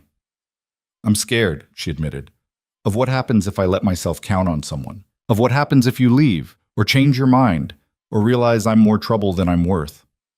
I'm scared too, Bo said quietly, of failing at the ranch, of proving right everyone who said a man like me doesn't deserve to own land, of being alone in that big house with nothing but my own thoughts for company. He shifted closer. But I think being scared together might be better than being brave alone. The fire crackled between them, sending sparks up into the vast prairie night. Above, stars wheeled in their ancient patterns, indifferent to human struggles and human hope. But sitting there with Bo beside her and possibility spreading like dawn on the horizon, Hattie thought maybe indifference wasn't the same as cruelty. Maybe the land didn't owe her anything. Maybe survival was something you built yourself, one choice at a time, with whatever help you were brave enough to accept. All right, she said, her voice steady despite the fear. Let's be scared together then, and see what we can build. Bo's smile was small but genuine, and when he offered his hand across the space between them, Hattie took it without hesitation. His grip was warm and solid and real, proof that she wasn't alone anymore, even if the future remained uncertain. The ruins of her old life still smoldered nearby, but in the firelight's glow, Hattie could almost see the shape of something new taking form. Not a replacement for what she'd lost, but something different.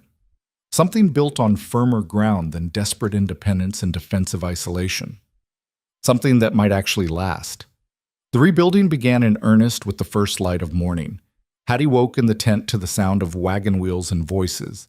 York had brought 3 mill workers. Mrs. Henderson arrived with her 2 grown sons, and Bo was already organizing the materials into working piles. The sight of so many people gathered on her scorched land should have made her uncomfortable, but instead she felt something close to gratitude.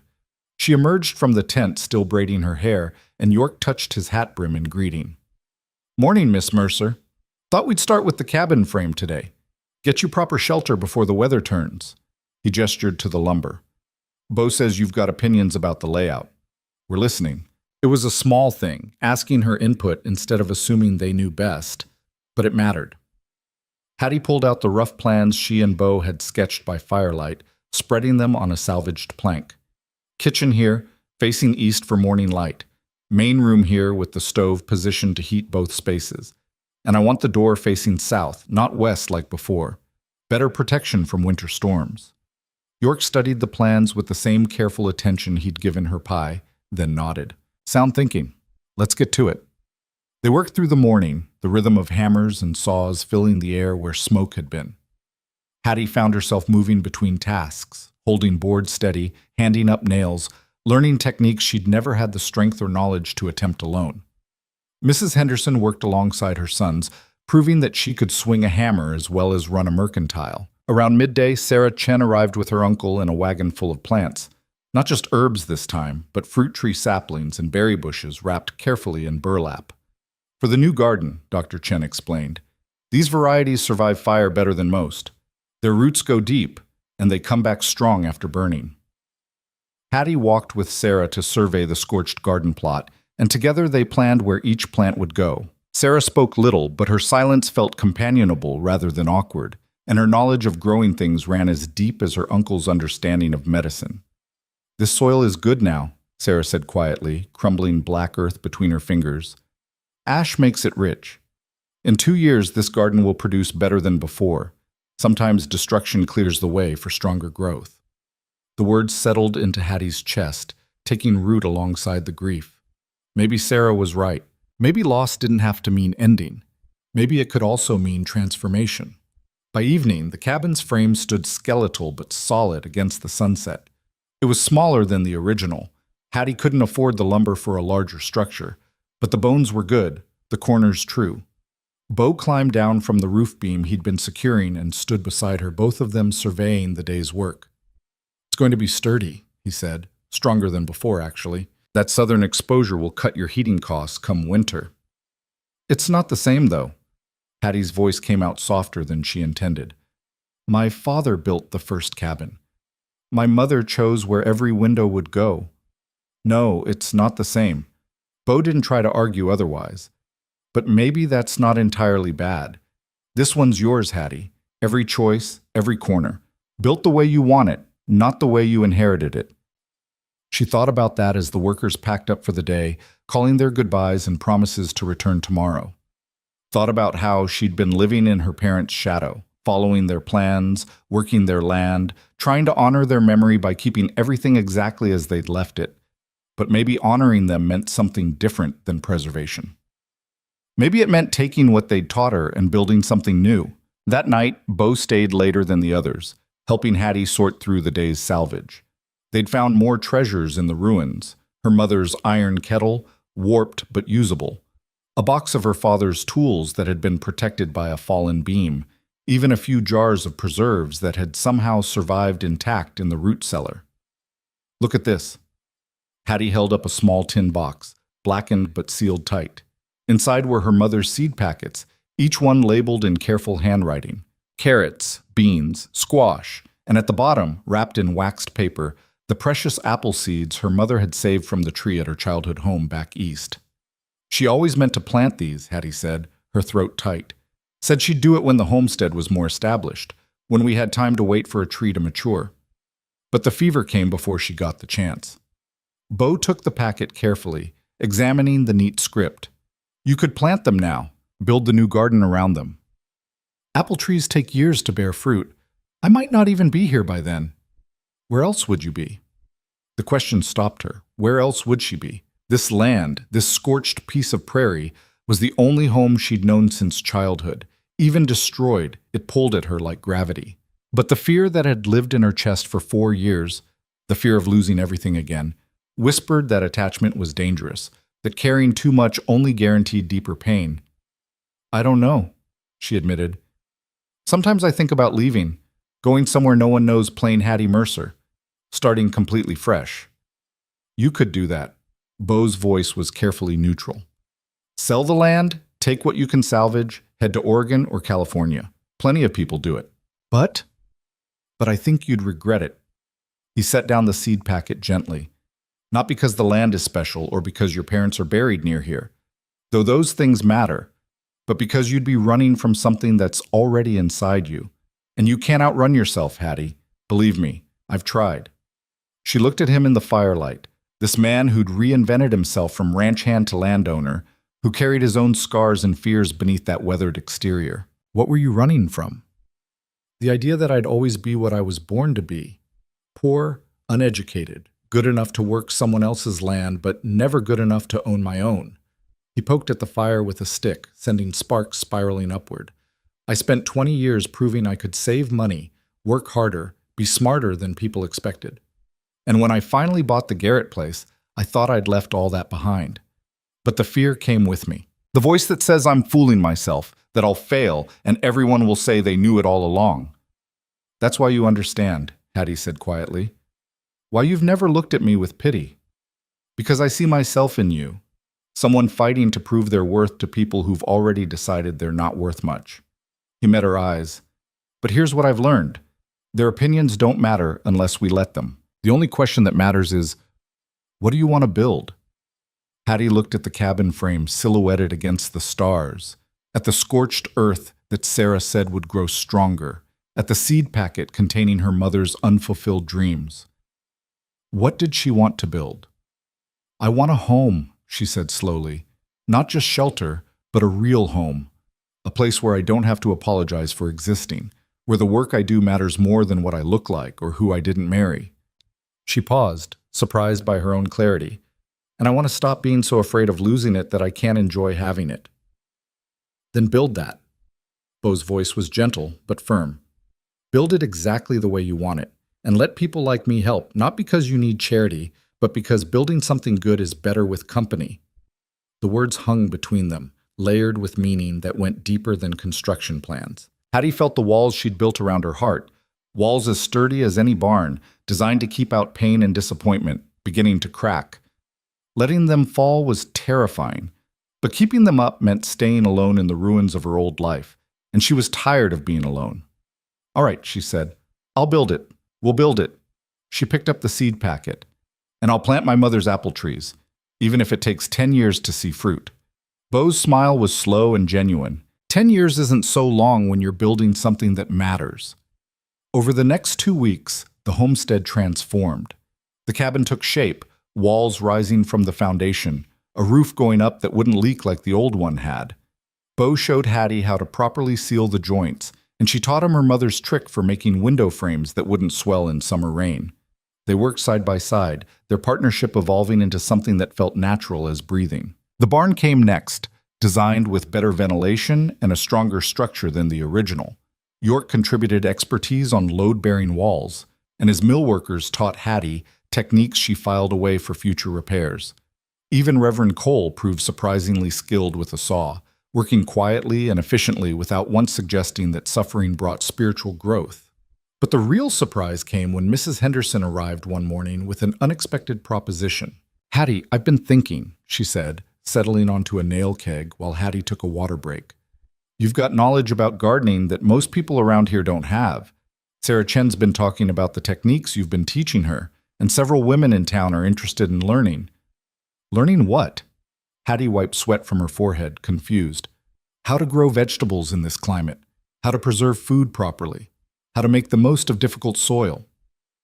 Mrs. Henderson's voice carried the brisk efficiency of someone who'd thought this through. "I'm proposing you teach a series of classes at the church hall. I'll organize it, provide materials, and we split the fee from attendees, 60-40, in your favor." Hattie stared at her. "You want to pay me to teach gardening?" "I want to facilitate a fair exchange of valuable knowledge. You need income to finish rebuilding. The women of Dry Creek Crossing need skills you possess. Simple business arrangement." It was so matter-of-fact, so free of pity or condescension, that Hattie almost laughed. "What makes you think anyone would pay to learn from me?" "Because Sarah's uncle is growing medicinal herbs he couldn't get to thrive before, using methods you taught his niece. Because 3 families south of here lost their gardens in the fire and need to replant strategically. Because you turned a debt-ridden piece of scrubland into productive acreage, and that's not luck, that's skill." Mrs. Henderson stood, brushing dust from her skirts. "Think about it. Let me know by week's end." She left before Hattie could formulate a response, and Hattie stood holding her water dipper with her mind reeling. Teaching classes meant going into town regularly, facing the same people who'd whispered about her for years. But it also meant using the knowledge her mother had given her, sharing it the way it was meant to be shared, building something beyond mere survival. That evening, she mentioned it to Bo while they were planning the kitchen layout. "Mrs. Henderson wants me to teach gardening classes." "Good. You should do it." "Just like that? No concerns about me embarrassing myself?" Bo set down his measuring tape.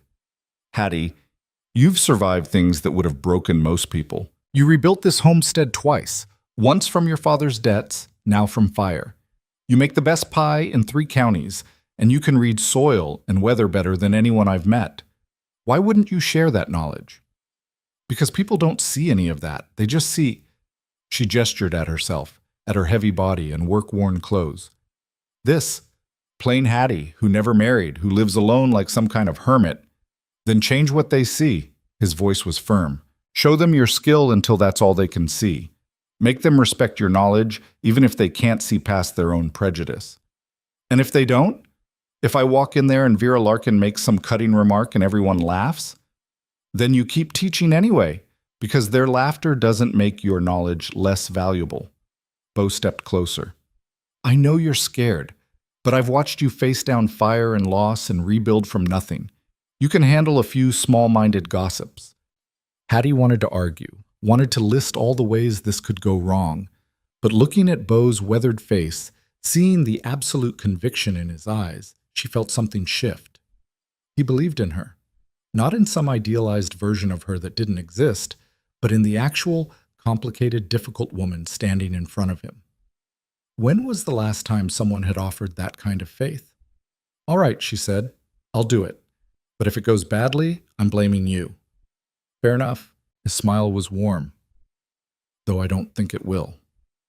3 days later, Hattie stood in the church basement facing 12 women who'd paid 50 cents each to learn about fall planting. Her hands were shaking, and sweat dampened her collar despite the cool morning. She'd prepared notes, brought samples from Sarah's herb garden, even baked demonstration bread using different grains to show how soil quality affected crop nutrition. But standing there with all those eyes on her, she felt 16 again, the heavy girl everyone pitied, the one who was never quite good enough. Then Sarah Chen smiled at her from the front row, encouraging and patient. Mrs. Henderson gave a brisk nod that said, "Get on with it." And somewhere in the back, Hattie caught a glimpse of Bo, who'd slipped in quietly and stood against the wall like a sentinel. She took a breath, opened her notebook, and began to teach. The words came haltingly at first, stilted and awkward. But as she warmed to the subject, explaining how to read soil composition, demonstrating proper seed depth, describing her mother's techniques for extending the growing season, her voice steadied. This was knowledge she'd lived, truth she'd proven through years of hard work. And the women were listening, actually listening, taking notes and asking questions that showed genuine interest. Even when Vera slipped into the back of the room halfway through, Hattie didn't falter. She acknowledged Vera's presence with a brief nod and continued explaining companion planting, how certain vegetables protected each other from pests and disease. If Vera had come to mock, she was getting an education instead. After the class ended, women clustered around Hattie asking follow-up questions.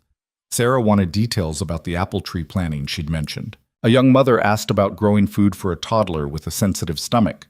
Mrs. Henderson's daughter-in-law requested advice on starting a kitchen garden in town.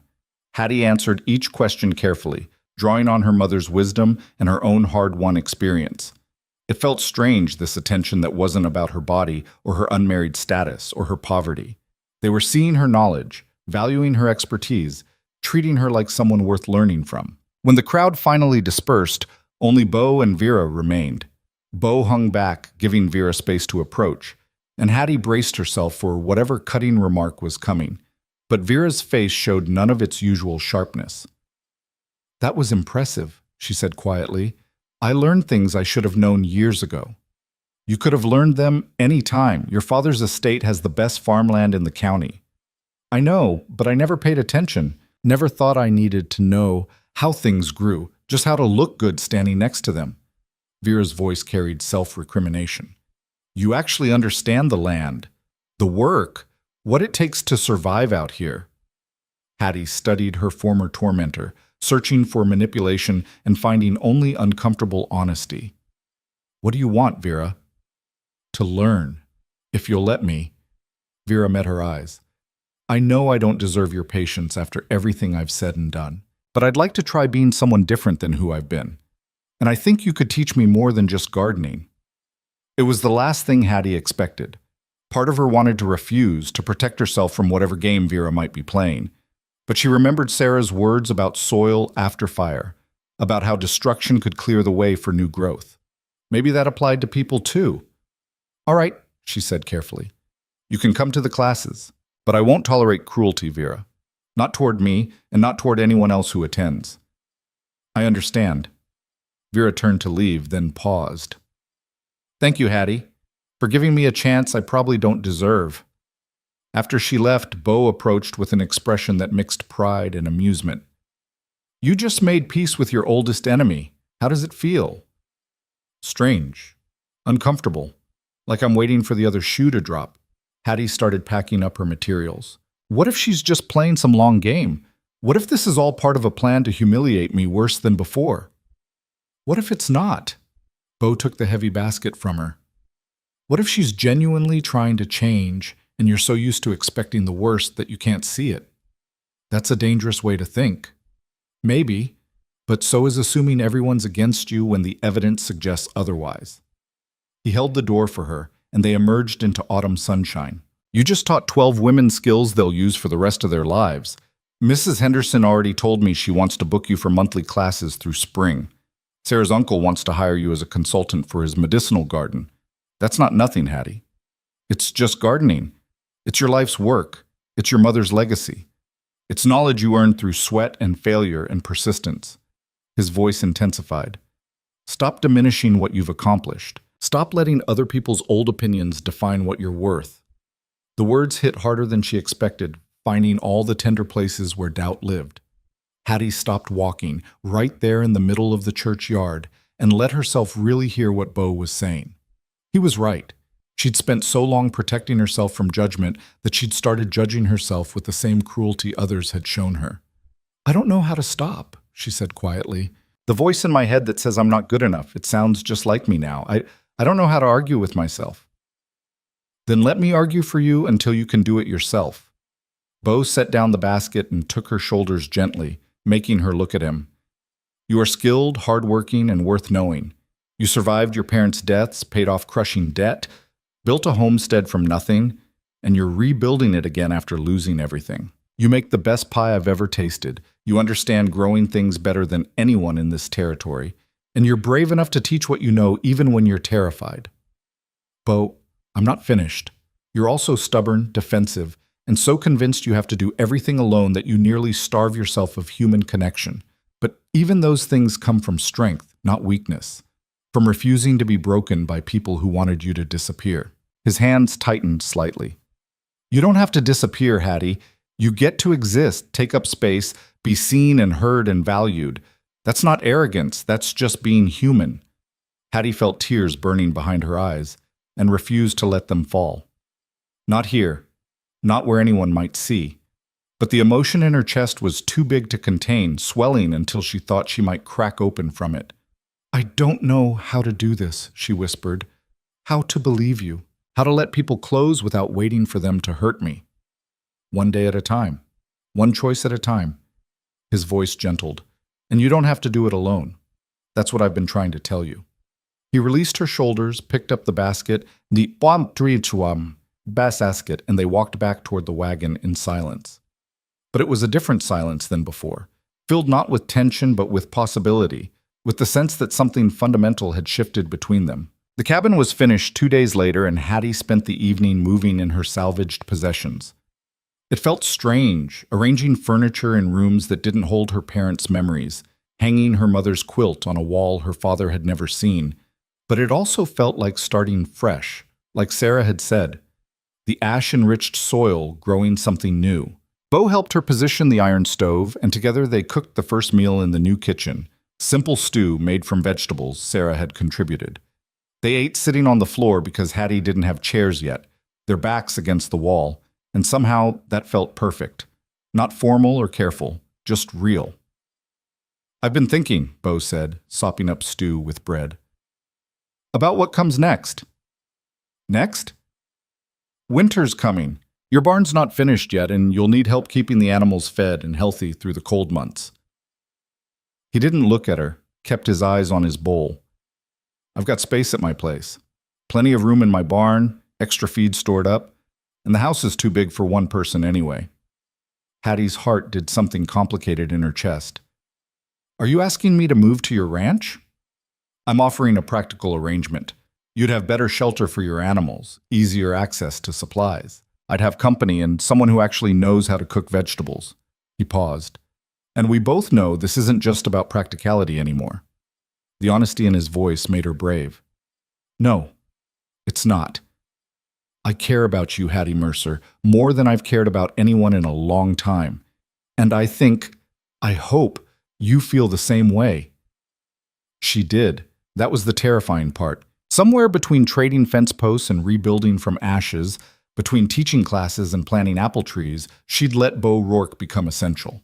Not because she needed rescuing, but because he'd shown her what partnership could look like. Two people building something together, neither one diminished by the other's strength. "I do feel the same way," she said quietly, "but I'm still scared. Of losing this, of being hurt, of everything going wrong." Bo set down his bowl and turned to face her. "I know. I'm scared too, but I think we could be less scared together than we are apart. You said that before, after the fire. I meant it then. I mean it now." He reached for her hand, and she let him take it. "I'm not asking you to give up your independence or abandon this homestead. I'm just asking you to consider that maybe you don't have to face every winter alone. Maybe we could face them together." Hattie looked at their joined hands, his scarred from years of hard labor, hers stained with soil and calloused from tools. They matched, in a way. Two people shaped by work and survival, both a little battered but still standing. "I'd need to keep this place," she said slowly. Even if I stayed at yours through winter, this is still mine. Of course. And I'd need space. Time alone when I need it. I'm not used to constant company. Neither am I. We'd figure it out. And you have to promise me something. She met his eyes. Promise you'll tell me if you start to regret this. If I become a burden, or if you realize you'd rather be alone, don't stay out of pity or obligation. Hattie, his voice was firm. I've never done anything out of pity where you're concerned, and I'm too damn stubborn to stay somewhere I don't want to be. So yes, I promise.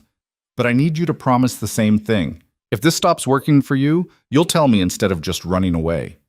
It was a fair bargain, honest and clear, the kind of trade they'd been making since the beginning. Hattie took a breath, feeling the weight of the decision and the lightness of possibility. All right, I'll spend winter at your ranch. We'll see how it goes. Beau's smile started slow and built into something that transformed his whole face. Yeah? Yeah? She squeezed his hand. But I'm keeping my classes in town, and I'm finishing this barn before the first snow, and I'm planting those apple trees come spring, whether I'm living here or not. Wouldn't expect anything less. He pulled her closer, and she let herself lean into his solid warmth. We'll plant them together, build something that'll outlast both of us. They sat that way as darkness gathered outside the new cabin, two survivors holding each other against the vast prairie night. Hattie felt fear still present in her chest, but it was smaller now, outweighed by something that felt dangerously close to hope. Outside, the wind picked up, carrying the scent of coming weather. Winter would be hard, the way frontier winters always were, but for the first time in 4 years, Hattie Mercer wouldn't face it alone. And that made all the difference. The move to Beau's ranch happened gradually, almost imperceptibly, like seasons changing. First, Hattie brought just her cow and goats, settling them into Beau's spacious barn with its sturdy stalls and fresh hay. Then a few personal items, her mother's quilt, the salvaged cooking pots, the tin box of seeds. Each trip felt like a small surrender of independence, but also like building something larger than what she'd had alone. Beau's house sat in a valley protected from the worst winds, a solid 2-story structure that the previous owner had built with more hope than skill. It needed work. The porch sagged on one corner, several windows had cracked panes, and the kitchen pump fought every attempt to draw water. But the bones were good, and Hattie found herself mentally cataloging repairs the same way she'd once planned her own homestead improvements. You're doing it again, Beau said one evening, catching her staring at the crooked doorframe. Doing what? Planning how to fix things. I can see your mind working. He smiled over his coffee cup. Go ahead and say it. What needs changing? Hattie hesitated, old habits of keeping opinions to herself warring with new patterns of speaking up. That door frame needs to be rehung. It's letting in cold air, and come winter you'll lose heat faster than the stove can make it. And the kitchen pump would work better if you replaced the leather gasket. That's why it's fighting you. Show me how. What? Show me how to fix them. I can muscle things into place, but you've got the eye for seeing what's wrong and how to make it right. He set down his cup.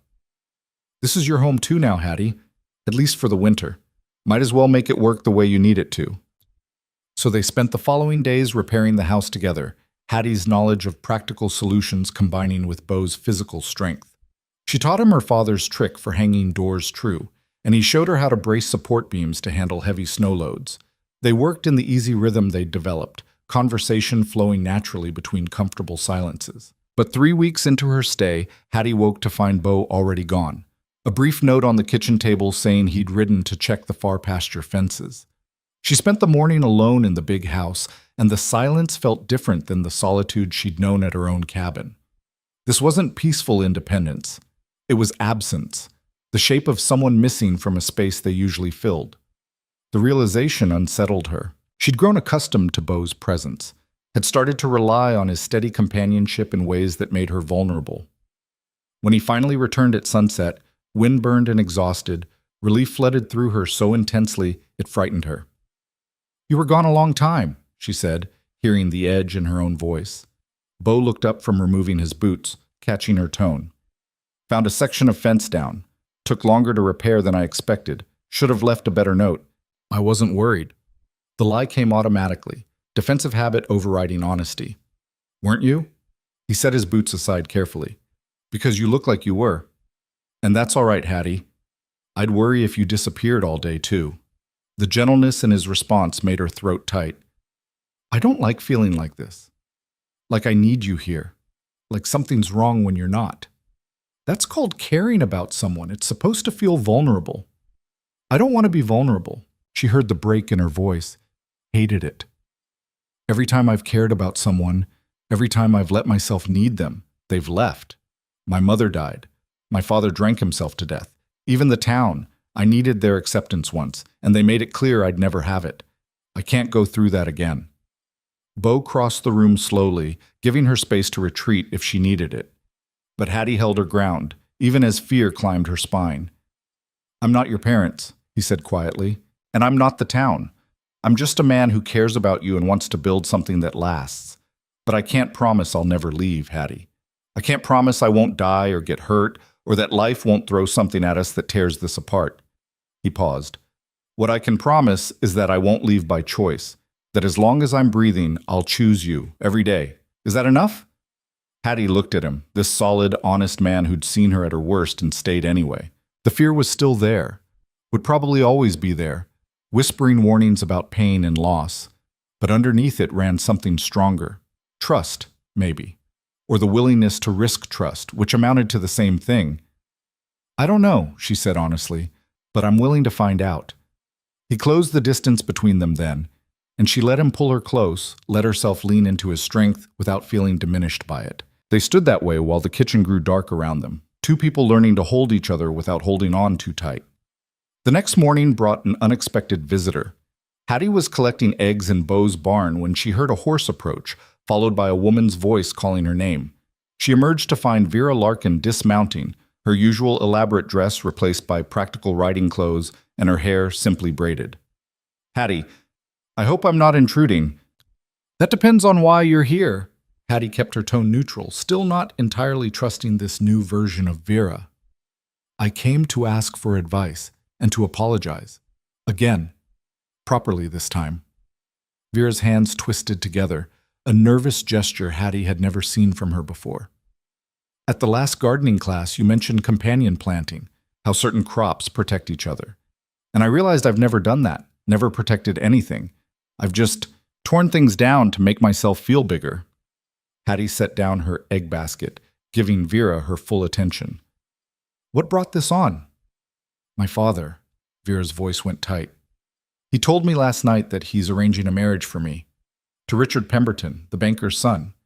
I told him I wasn't interested, and he said my interest was irrelevant. That I've wasted enough time being decorative, and it's time I became useful by securing a financial alliance. Despite years of animosity, Hattie felt a surge of sympathy.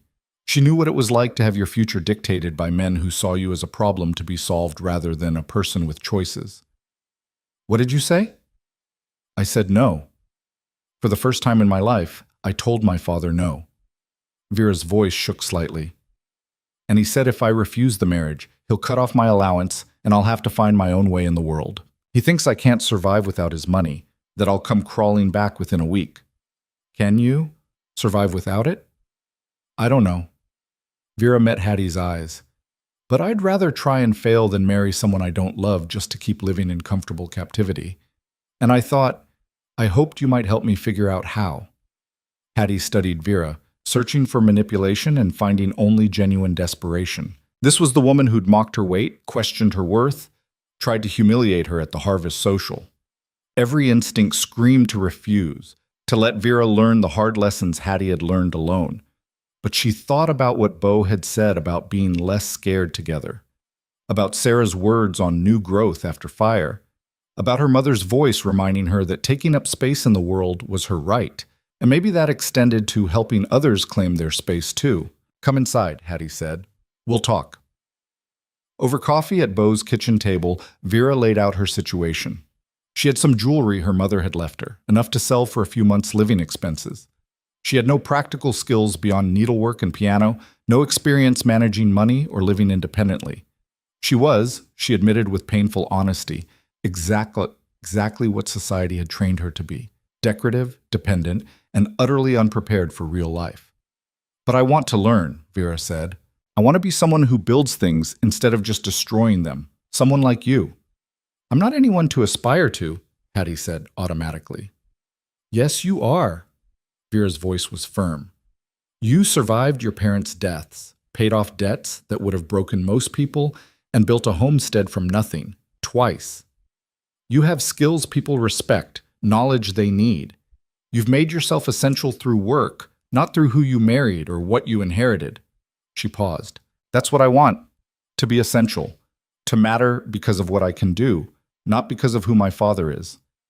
Hattie felt something shifting in her chest, the old resentment losing its grip, replaced by reluctant understanding. Vera had been shaped by different circumstances, but she'd been shaped nonetheless. And maybe offering her a different path wasn't weakness. Maybe it was strength. All right, Hattie said slowly. I'll help you, but this won't be easy, Vera. Learning to survive alone means accepting that you'll fail sometimes, that you'll be uncomfortable, uncertain, and probably hungry. Are you ready for that? I am. I have to be. Vera's chin lifted with determination that looked almost genuine.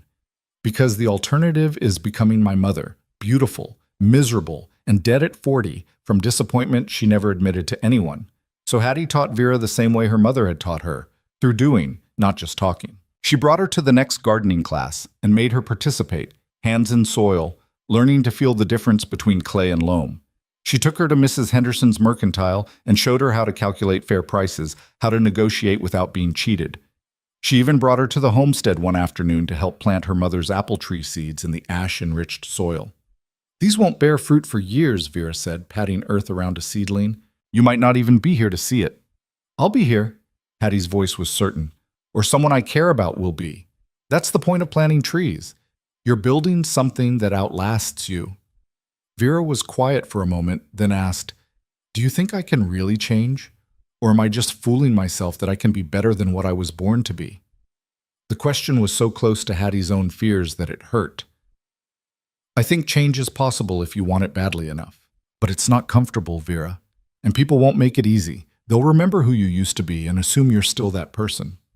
Like you do? Hattie looked at Vera's dirt-stained hands, her simple dress, the genuine uncertainty in her face. I'm trying not to, but trust has to be earned, and you've got a lot of ground to make up. I know, Vera returned to planting, and I'm willing to do the work for as long as it takes.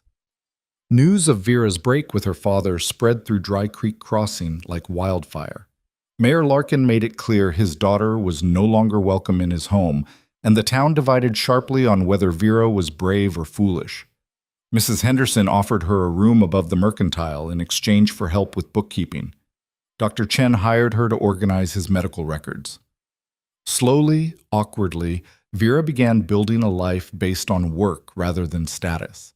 The transformation wasn't easy or simple. Vera still had moments of her old sharpness, still struggled with physical labor and simple tasks Hattie took for granted. But she showed up, day after day, willing to be uncomfortable in pursuit of becoming someone different, and Hattie found herself grudgingly respecting that persistence. Winter arrived in earnest 3 weeks before the town's Christmas dance, bringing snow that turned the prairie into an endless white expanse. Hattie spent her days teaching classes, tending animals, and helping Bo with ranch work. The partnership between them deepened into something that felt natural as breathing, passing tools without asking, finishing each other's sentences, moving through shared space with unconscious coordination. But the Christmas dance loomed large in Hattie's mind, bringing back memories of the harvest social and its bitter disappointment. When Mrs. Henderson mentioned it at the last gardening class, Hattie felt her stomach clench. "You'll be there, won't you, Hattie?" Mrs. Henderson asked. "Several women want to discuss spring planting schedules. I don't usually attend the dances." "Well, you should this year. Show everyone how far you've come." Mrs. Henderson's voice carried gentle insistence. "Besides, I hear Bo Rourke's planning to attend. Shame if he had to stand around alone all evening." That evening, Hattie mentioned it to Bo while they were doing dishes. "Mrs. Henderson thinks I should go to the Christmas dance." "What do you think?" "I think dances are where people like Vera Larkin shine, and people like me stand against the wall pretending it doesn't hurt." She scrubbed a pot harder than necessary. "I think the last time I went to a town gathering, I competed in a rigged contest and watched the judges choose politics over truth. That was before. Bo took the pot from her gently. Before you taught half the women in town skills they'll use for the rest of their lives. Before you helped Vera Larkin find her backbone. Before you rebuilt from ashes and came out stronger. I'm still the same person, Bo. Still heavy, still plain, still convinced that other people's opinions matter more than your own accomplishments. His voice carried frustration. Hattie, when are you going to see yourself the way everyone else is starting to? You're not plain Hattie Mercer anymore. You're the woman who knows more about this land than anyone, who survived fire and loss, who teaches with patience and skill. That's who walks into that dance, not some scared girl begging for approval. Hattie wanted to argue, but the conviction in his voice stopped her. Maybe he was right. Maybe she'd been holding on to an old identity so tightly she couldn't see how much had changed. The woman who'd competed in the pie contest had been invulnerable, still seeking validation from people who'd already decided she wasn't worth much. But that wasn't who she was anymore. All right, she said slowly. I'll go. But I'm bringing a pie. Of course you are. Bo's smile was warm. And it'll be the best one there. Politics be damned. The week before the dance, Hattie threw herself into creating a masterpiece. She used the precious apples Bo had given her months ago, combined them with Sarah's cinnamon and the technique she'd perfected through years of practice. The result was a pie that smelled like home and hope, its lattice crust golden perfect, its filling the exact balance of sweet and tart that made people's eyes close in pleasure. She carried it into the church hall on Christmas night with her head high and her heart hammering. The space had been transformed with pine boughs and candles, the air thick with wood smoke and cinnamon. Music played from the corner where the fiddlers were warming up, and the whole town seemed to be there, dressed in their best, laughing and talking with the particular energy that came from surviving another hard year on the frontier. Hattie felt eyes turned toward her as she entered, felt the familiar weight of judgment. But this time, mixed with the old curiosity, was something new. Respect, maybe. Or at least acknowledgement that she was someone worth noticing. She placed her pie on the dessert table, where it sat among the other offerings like a declaration. This wasn't about competing anymore. It was about showing up, taking up space, refusing to let fear keep her small. Hattie! Sarah Chen appeared at her elbow, smiling. I was hoping you'd come. Uncle wants to discuss the spring herb garden with you. Of course. Hattie let herself be drawn into conversation and found herself surrounded by women from her classes asking questions about winter gardening, cold frame construction, seed preservation. They talked to her like she was someone whose opinion mattered, whose knowledge had value beyond her appearance or marital status. Across the room, she caught Bo's eye. He stood with York and some other ranchers, but his attention kept drifting to her, his expression mixing pride and something deeper. When the music shifted to a waltz, he crossed the room with deliberate purpose. Miss Mercer, he said formally, offering his hand. Would you do me the honor? The conversations around them died. Hattie felt the weight of every eye in the room, felt the old panic rising. This was the moment they'd all been waiting for, plain Hattie making a fool of herself, presuming to dance with a man who could do better. Then she looked at Bo's weathered face, saw the absolute certainty in his eyes, and felt something shift. She wasn't the scared girl anymore. She was the woman who'd rebuilt from ashes, who'd claimed her expertise, who'd learned to take up space without apology. And if the town wanted to judge her for dancing with a man who respected her, then their judgment said more about them than it did about her worth. I'd be honored, she said clearly, taking his hand. The crowd parted as Bo led her to the center of the floor. Hattie was acutely aware of her size, of how her best dress still strained across her hips, of how ungraceful she must look next to the delicate women watching from the sidelines. But Bo held her like she was precious, moved her through the waltz with surprising skill, and never once looked at her like she was anything less than exactly who he wanted to be dancing with. They're staring, she murmured.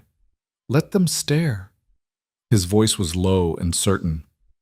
They're seeing what I've known for months, that you're remarkable, Hattie Mercer. And anyone who can't see that is too blind to matter. They danced through one song, then another, and gradually other couples joined them on the floor. Dr. Chen asked Sarah to dance. Mrs. Henderson's oldest son partnered with Vera, who looked terrified and determined in equal measure. The music swelled, filling the decorated hall, and Hattie let herself exist in the moment, this imperfect, beautiful moment where she was simply a woman dancing with a man who saw her worth. When the music paused, Mayor Larkin climbed onto the small stage. His face was tight with the expression of a man forced to eat his own words, and he cleared his throat before speaking. As most of you know, we usually announce the winner of the Christmas pie contest about now. He gestured to the dessert table. This year, we've decided to do things differently. Mrs. Henderson has convinced me that secret judging creates opportunities for bias. So tonight, everyone gets to taste and vote, to democracy in action.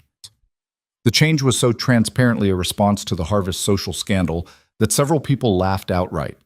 Mrs. Henderson caught Hattie's eye and winked, and Hattie suddenly understood who'd pushed for this reform. The voting happened over the next hour, with everyone sampling the pies and marking their choices on small cards. Hattie watched with detached interest, more curious than nervous. The outcome didn't define her anymore. She knew her pie was exceptional, had known it the moment it came out of the oven. Whether the town acknowledged that truth was their business, not her worth. When Mayor Larkin announced the results, his voice carried resignation. By overwhelming majority, first place goes to Hattie Mercer's spiced apple pie. Mrs. York takes second place, and my daughter Vera takes third. The applause that followed was genuine, unmarred by politics or pity.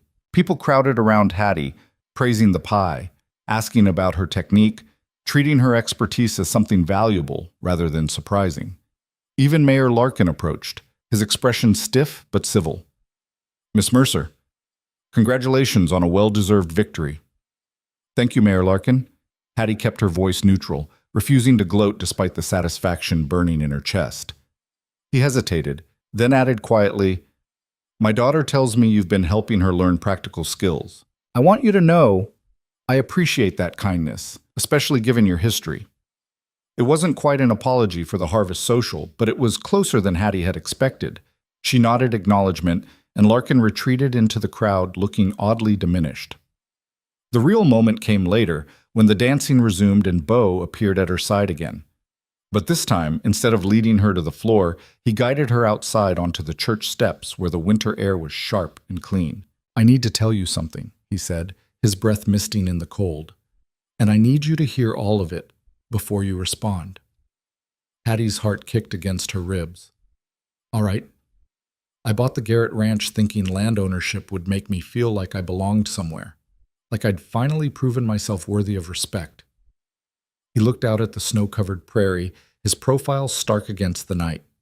"But working that ranch alone, I realized ownership wasn't enough. The land was just land, the house was just a building. It didn't become home until you were there." "Beau, let me finish." He turned to face her fully. "You asked me once why I kept helping you, what I really wanted, and I told you I saw someone worth knowing, worth building something with. That was true, but it wasn't the whole truth." He reached into his coat and pulled out a small wooden box, worn smooth by handling. Inside was a ring, simple silver, no fancy stones, just solid craftsmanship that would last. "I love you, Hattie Mercer. I love your strength and your stubbornness and the way you refuse to let the world make you smaller than you are. I love how you see the land, how you teach with patience, how you rebuilt from ashes and came out stronger.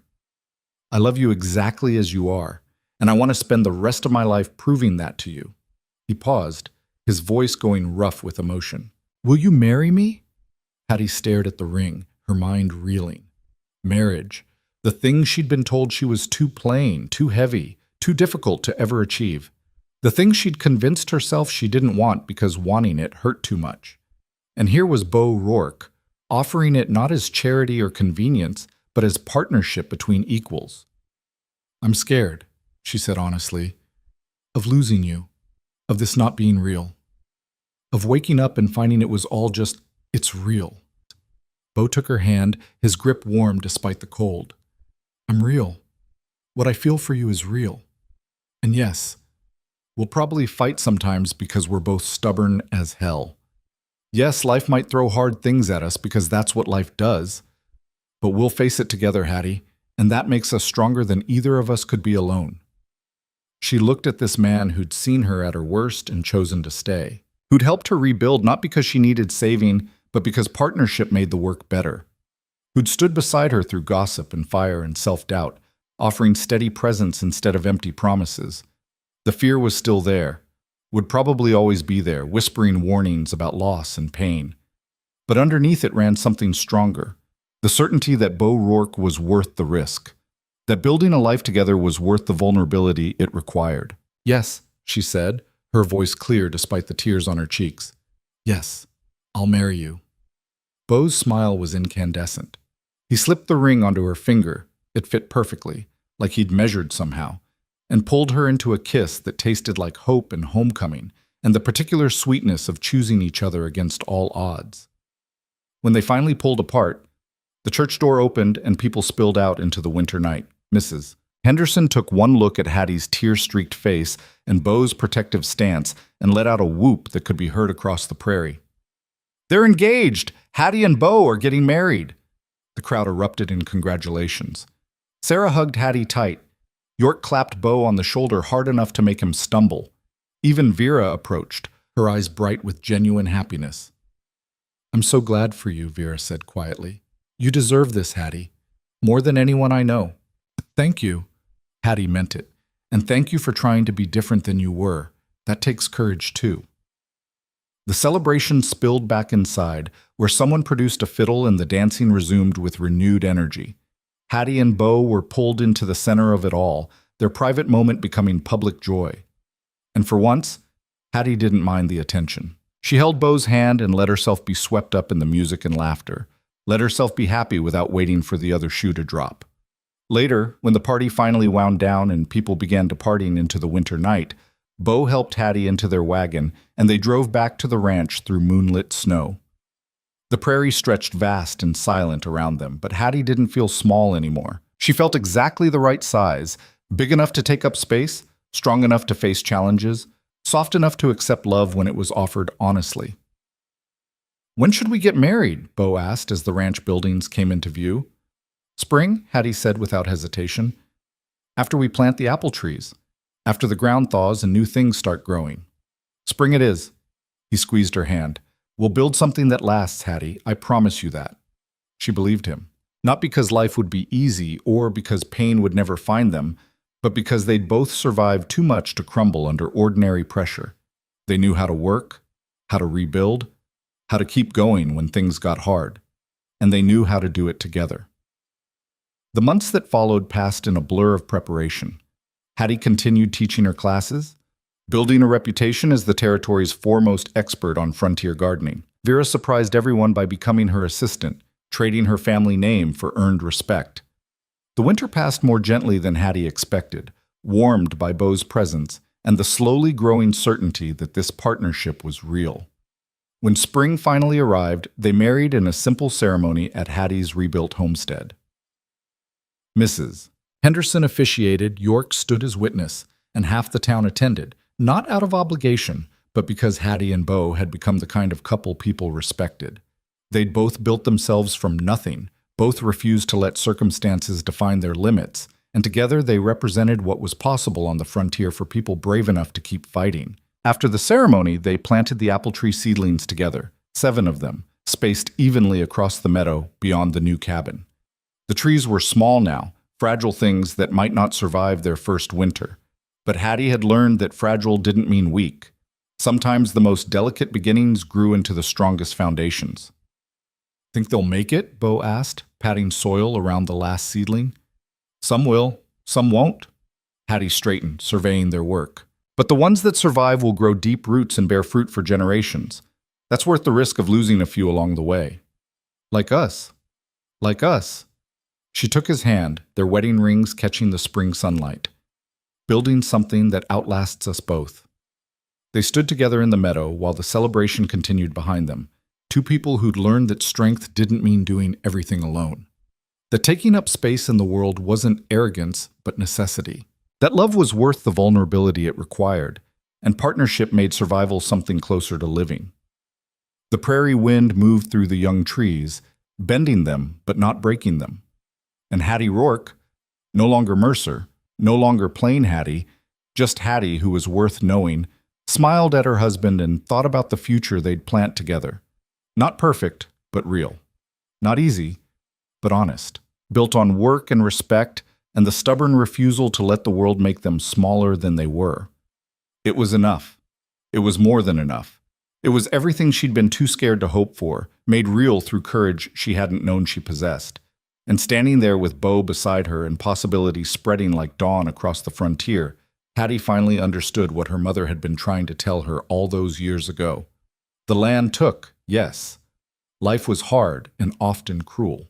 But it also gave moments of beauty, partnerships that made burdens lighter, the chance to build something that mattered.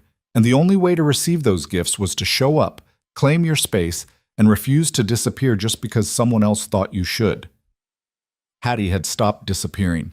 She'd learned to exist fully, loudly, without apology. And in doing so, she'd discovered that the life she'd been too afraid to want had been waiting all along for her to be brave enough to reach for it. The apple trees would take years to bear fruit, but Hattie and Bo had time. They had each other. They had land that was theirs to work, skills to share, and a community that had learned to see them clearly. They had survived fire and loss and the particular cruelty of small-town gossip, and they'd emerged stronger for it. Most importantly, they had the kind of love that didn't require either of them to be less than they were. The kind built on mutual respect, shared work, and the daily choice to keep choosing each other. The kind that made a life, not just a survival. And in the end, that was the real victory, not the pie competitions or the rebuilt homestead or even the wedding itself, but the simple, revolutionary act of two people deciding they were worth loving exactly as they were. Heavy or plain or stubborn or scared, they were enough. They had always been enough. They just needed to be brave enough to believe it. The celebration lasted until sunset, and as the guests finally departed, calling goodbyes and good wishes, Hattie and Bo stood on their porch watching the prairie turn gold and purple in the failing light. Tomorrow they'd return to work. There was always work on a frontier homestead. But tonight, they simply stood together. Two survivors who'd found each other against all odds and let themselves be happy. The future stretched ahead, uncertain as all futures are. But they'd face it together, building their life one day at a time, one choice at a time, proving that strength came in many forms and love could grow even in the harshest soil. And somewhere in that meadow, 7 apple tree seedlings put down their first fragile roots, beginning the slow work of growing into something that would outlast the people who'd planted them, just as Hattie and Bo had promised each other they would, building something that mattered, something that lasted, something worth all the fear and pain it took to create. The prairie night settled in, vast and forgiving, and Hattie Rourke stood in the life she'd built and finally, completely, let herself belong to it. Let herself belong to it. Let herself belong to it. Let herself belong to it. Let herself belong to it. Let herself belong to it. Let herself belong to it. Let herself belong to it. Let herself belong to it. Let herself